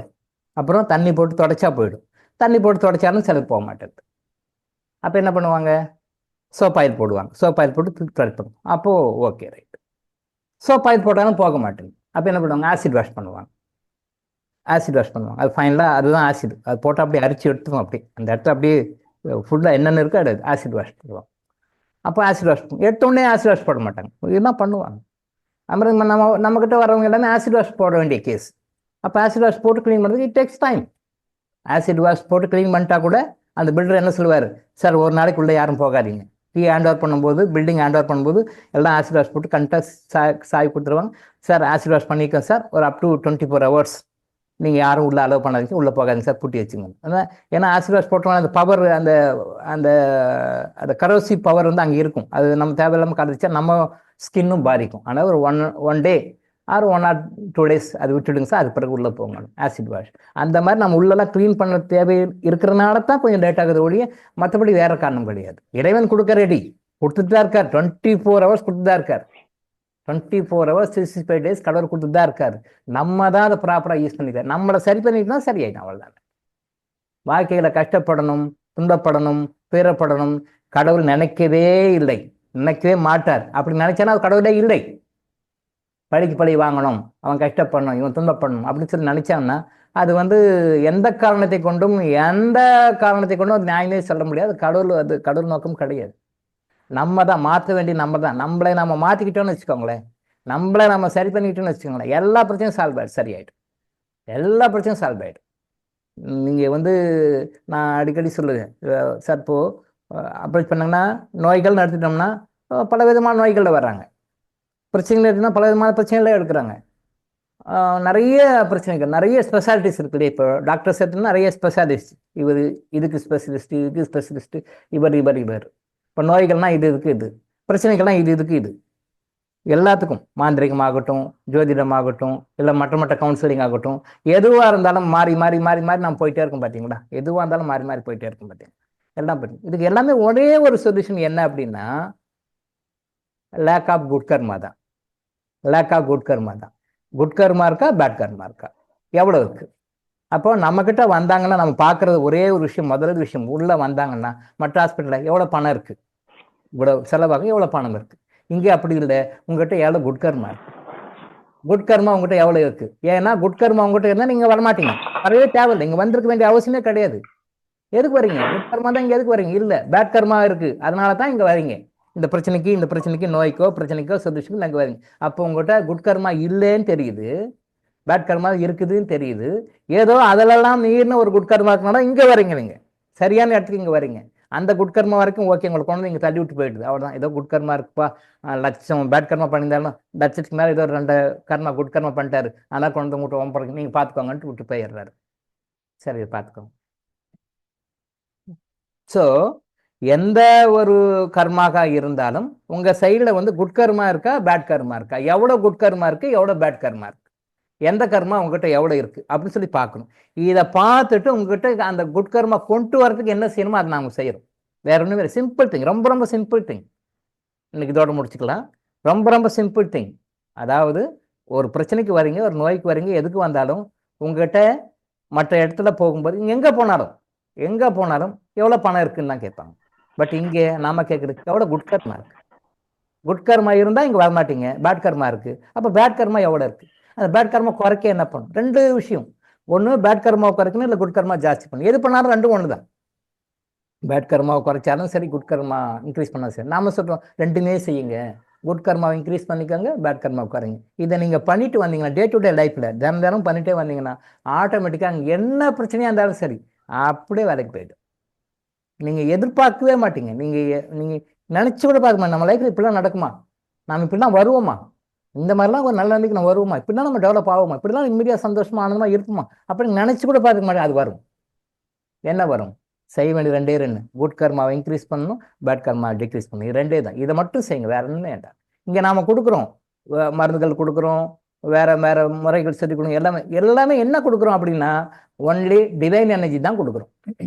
டிவைன் எனர்ஜி, தெய்வீக சக்தி, இறை சக்தியை தான் கொடுக்குறோம். அந்த இறை சக்தி போய் உள்ளே போய் வேலை செய்து உங்களுக்கு பணம் பிரச்சனையா அதை சால்வ் பண்ணுறதுக்கு என்ன பண்ணணும், உங்களுக்கு மேரிட்டல் லைஃப்பில் பிரச்சனையா அதை சால்வ் பண்ணுறதுக்கு என்ன பண்ணணும், உங்களுக்கு இந்த நோய்களா இதை சரி பண்ணுறதுக்கு என்ன பண்ணணும், உங்கள் கடன்களை போக்குறதுக்கு என்ன பண்ணும், வருமானம் வர்றதுக்கு என்ன பண்ணும், ஹஸ்பண்ட் ஒய்ஃப் ரிலேஷன்ஷிப்பை நல்லா இன்க்ரீஸ் பண்ணுறதுக்கு என்ன பண்ணும், உங்கள் புள்ள நல்லா படிக்கிறதுக்கு என்ன பண்ணும், உங்களுக்கு வர வேண்டிய பணம் வர வைக்கிறதுக்கு என்ன பண்ணும். இது உங்களுக்கு லைஃப்பில் என்னென்னலாம் பிரச்சனை இருக்கோ, என்னென்ன முறைகள் இருக்கோ அத்தனை முறைகளையும் அத்தனை வகைகளையும் இந்த இறை சக்தி கொடுக்கும். அந்த இறை சக்தி தான் உங்களுக்கு இங்கே கொடுக்கப்படுகிறது. இந்த இறை சக்தியை எப்படி வாங்கணும்னு சொல்லி கொடுக்குறோம். இந்த இறை சக்தியை எப்படி வேஸ்ட் பண்ணக்கூடாதுன்னு சொல்லி கொடுக்குறோம். இறை சக்தியை எப்படி வாங்கணும்னு சொல்லி கொடுக்குறோம். அந்த வாங்கின இறை சக்தி எப்படி வேஸ்ட் பண்ணக்கூடாதுன்னு சொல்லி கொடுக்குறோம். அந்த இறை சக்தி எப்படி வச்சு மெயின்டைன் பண்ணிக்கணும், லைஃப் லாங் மெயின்டைன் பண்ணி கொடுக்குறோம். திரும்பவும் சொல்லி இதோட முடிப்போம். இறை சக்தியை எப்படி வாங்கணும்னு சொல்லி கொடுக்குறோம், இறை சக்தி எப்படி மெயின்டைன் பண்ணிக்கிறதுன்னு சொல்லி கொடுக்குறோம், இந்த இறை சக்தி எப்படிலாம் வேஸ்ட்டாக செலவு பண்ணக்கூடாதுன்னு சொல்லி கொடுக்குறோம். இந்த இறை சக்தி தான் உங்களுக்கு எல்லாத்தையும் கொடுக்கக்கூடியது அப்படின்னு சொல்லி கொடுக்குறோம். இந்த இறை சக்தியை இறைவன் கொடுத்துட்ருக்காருன்னு சொல்லி கொடுக்குறோம். அவர் கொடுத்துட்ருக்காரு, நீங்கள் கேட்டெல்லாம் கொடுக்க தேவையில்லை. அவர் 24 hours 365 days நீங்கள் பறந்து கொடுத்து தான் இருக்கிறார். நீங்கள் தான் வாங்க மிஸ் பண்ணுறீங்கன்னு சொல்லி கொடுக்குறோம். எப்படிலாம் மிஸ் பண்ணுறீங்கன்னு சொல்லி கொடுக்குறோம். அதை மட்டும் வாங்கிக்கோங்க, you will always be happy. சரியா? இந்த கருத்தை உள்ள வச்சுக்கோங்க. நாளைக்கு நாம் மீண்டும் சந்திப்போம். இன்னைக்கு நம்ம இதோட முடிச்சுக்குவோம். நன்றி, வணக்கம். ஐயா ஒரு சின்ன ஒரு இது கேட்குங்க ஐயா. அந்த நம்ம தர்மம் செய்யறதையா நம்ம ஆயுஷ் ஆஸ்பத்திரி மூலியமாவே நம்ம செஞ்சா நல்லது தானே ஐயா. நம்ம எல்லாருமே சேரிட்டி பண்ணா அப்போ உரியவர்கள் போய் கிடைக்கும்னு நினைக்கிறேன் ஐயா. அது கரெக்டா சேர வேண்டிய போய் சேரும்னு நினைக்கிறேன், என்னுடைய கருத்து. நல்ல விஷயம். இது பத்தி நாம டிஸ்கஸ் பண்ணுவோம், அடுத்த கிளாஸ் டிஸ்கஸ் பண்ணுவோம். ஏன்னா எல்லாருக்கும் யாருக்கு எப்படி கிடைக்குமோ அது வந்து தலைமை மூலியமா கிடைச்சிட்டா அது நல்லா இருக்கும்னு நினைக்கிறோம். எங்களுக்கு ஏன்னா யாரு எப்படிங்கிறது தெரியாது, நாங்க தேடி அடைய முடியல. யாருக்கு அந்த அளவுக்குள்ள புகை தெரியும் நமக்கு இல்ல. அதை பத்தி நாம பேசுவோம் சார், பேசுவோம். உங்க பேர் சார்? அப்ப ஐயா உங்க name sir please? Good name. Kumar. Kumar, எங்க இருந்து பேசுறீங்க சார்? என்னுடைய பேர் குமார். எங்க இருந்து பேசுறீங்க சார்? ஐயா மூணார் ஐயா. மூணாறு, கேரளா மூணார். கேரளா மூணாறு. Okay, right. நல்லது, நான் பேசுவோம் சார், அதை பத்தி பேசுவோம். அடுத்த வகுப்புல நான் பேசுவோம். தர்மத்தை பத்தி தான் பேசுவேன், தர்மத்தை பத்தி பேசுவோம். ஐயா எல்லார் மனசுலயும் அந்த மாதிரி ஒரு எண்ணம் இருக்குங்க ஐயா. நீங்க வழி நடத்துனீங்கன்னா அது தானம் பண்றதுக்கு உங்க மூலியமாவே கொடுக்கறதுக்கு எல்லாருமே விருப்பப்படுறோங்க ஐயா. இது ஏன் நான் கொஞ்சம் எஸ்டேட் பண்றேன்றது நான் நாளைக்கு பேசுவோம் அதை பத்தி. சரியா? சரிங்க ஐயா. இது ஏன் நான் கொஞ்சம் எஸ்டேட் பண்றேன் தயங்குறேன் அப்படின்றதுக்கு நம்ம நாளைக்கு அதை பத்தி பேசுவோம். நாளைக்கு இந்த சப்ஜெக்ட் நாளைக்கு ஏன் கொஞ்சம் தயங்குறேன், ஏன் கால் பின்னாடி வைக்கிறேன்றது நம்ம நாளைக்கு பேசுவோம். சரியா? ரைட். நன்றிங்க. நாளைக்கு நம்ம நன்றி. நன்றிங்கய்யா. நன்றிங்கய்யா. நன்றிங்கய்யா. ஐயா நன்றிங்கய்யா. நன்றிங்கய்யா. நன்றிங்கய்யா. ஐயா நன்றிங்கய்யா.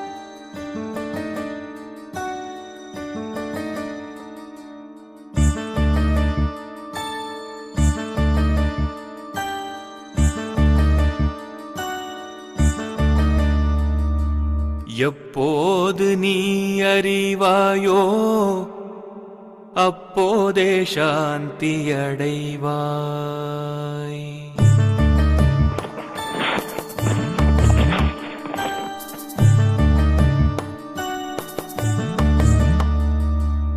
எப்போது நீ அறிவாயோ அப்போதே சாந்தி அடைவாய். இதை எப்போது நீ அறிவாயோ மனமே அப்போதே சாந்தி அடைவாய். இப்பாரில் எப்போதும் எல்லாம் இறை அருளால்,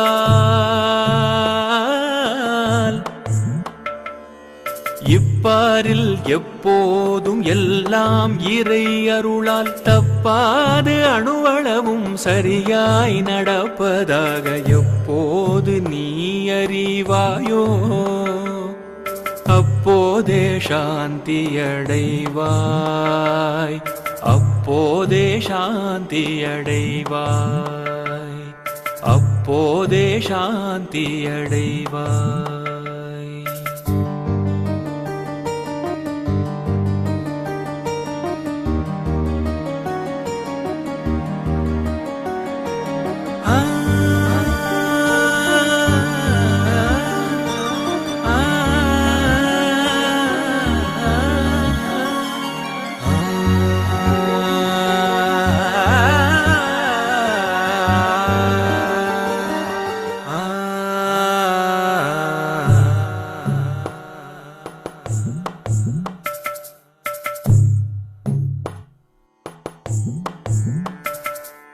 முற்போது தர்மம் என்றும் தற்போது அதர்மம் என்றும்,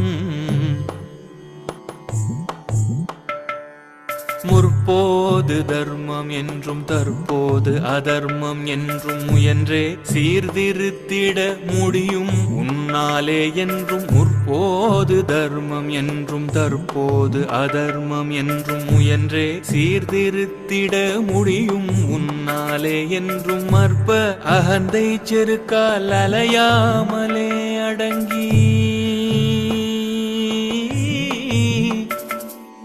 அற்ப அகந்தை செருக்கால் அலையாமலே அடங்கி ஆண்டவன் ஆட்சியில் அதர்மமே இல்லை என்று எப்போது நீ அறிவாயோ அப்போதே சாந்தியடைவாய், அப்போதே சாந்தியடைவாய்.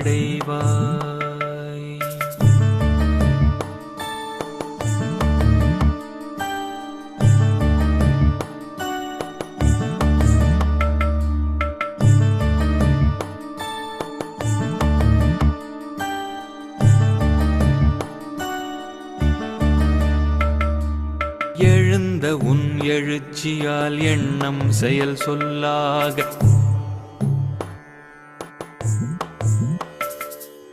எழுந்த உன் எழுச்சியால் எண்ணம் செயல் சொல்லாக இயற்றிய கர்மமெல்லாம்,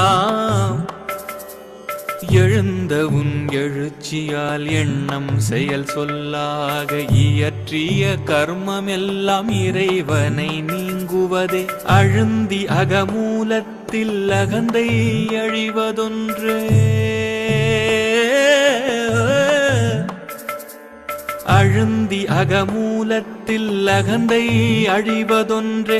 அரிய கிருத கிருத்திய ஆன்மானுபவம் என்று எப்போது நீ அறிவாயோ அப்போதே சாந்தியடைவாய். மனமே எப்போது நீ அறிவாயோ அப்போதே சாந்தியடைவாய். இப்பாரில் எப்போதும் எல்லாம் இறை அருளால் தப்பாது அணுவளவும் சரியாய் நடப்பதாக எப்போது நீ அறிவாயோ அப்போதே சாந்தியடைவாய்,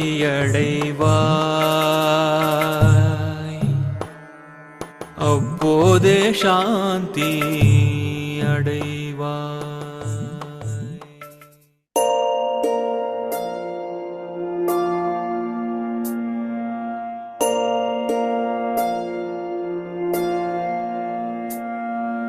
கருவாக்கி உருவாக்கி எனையாண்டு காத்தருளும் இறைவா நன்றி. எங்கும் நிறைந்தோனே எல்லையிலாதானே, எங்கேயும் எப்போதும் என் குலம் காப்பவனே. நெஞ்சம் துணிய துணையாய் வருவாய், நேர்மறை உணர்வுகள் பெருகிடச் செய்வாய். உடலில் உறுதியை பெரிதாய் தருவாய், உனை உணரும் அறிவை என்னுள்ளருள்வாய். சுற்றம் காலமனைத்தும் காப்பவனே, செய்தொழிலில் ஏற்றம் தருபவனே, எடுத்த செயலில் வெற்றி கொடு, என் ஆற்றல் பெருகிட அருளை கொடு.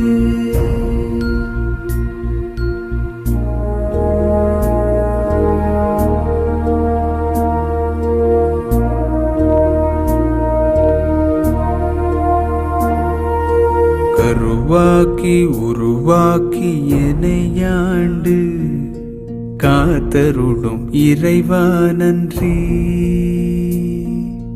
வல்லமை தந்து நீ வளர்ச்சி கொடு, அகத்திலும் புறத்திலும் மலர்ச்சி கொடு. வளர்ச்சி கொடு, வளர்ச்சி கொடு, வளர்ச்சி கொடு, மலர்ச்சி கொடு.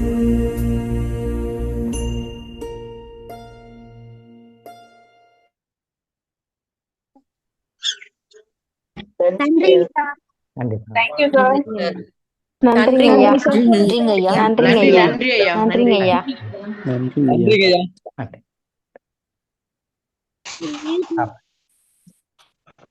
நன்றிங்கய்யா. நன்றிங்க ஐயா. நன்றிங்க ஐயா. மிக்க நன்றிங்க ஐயா.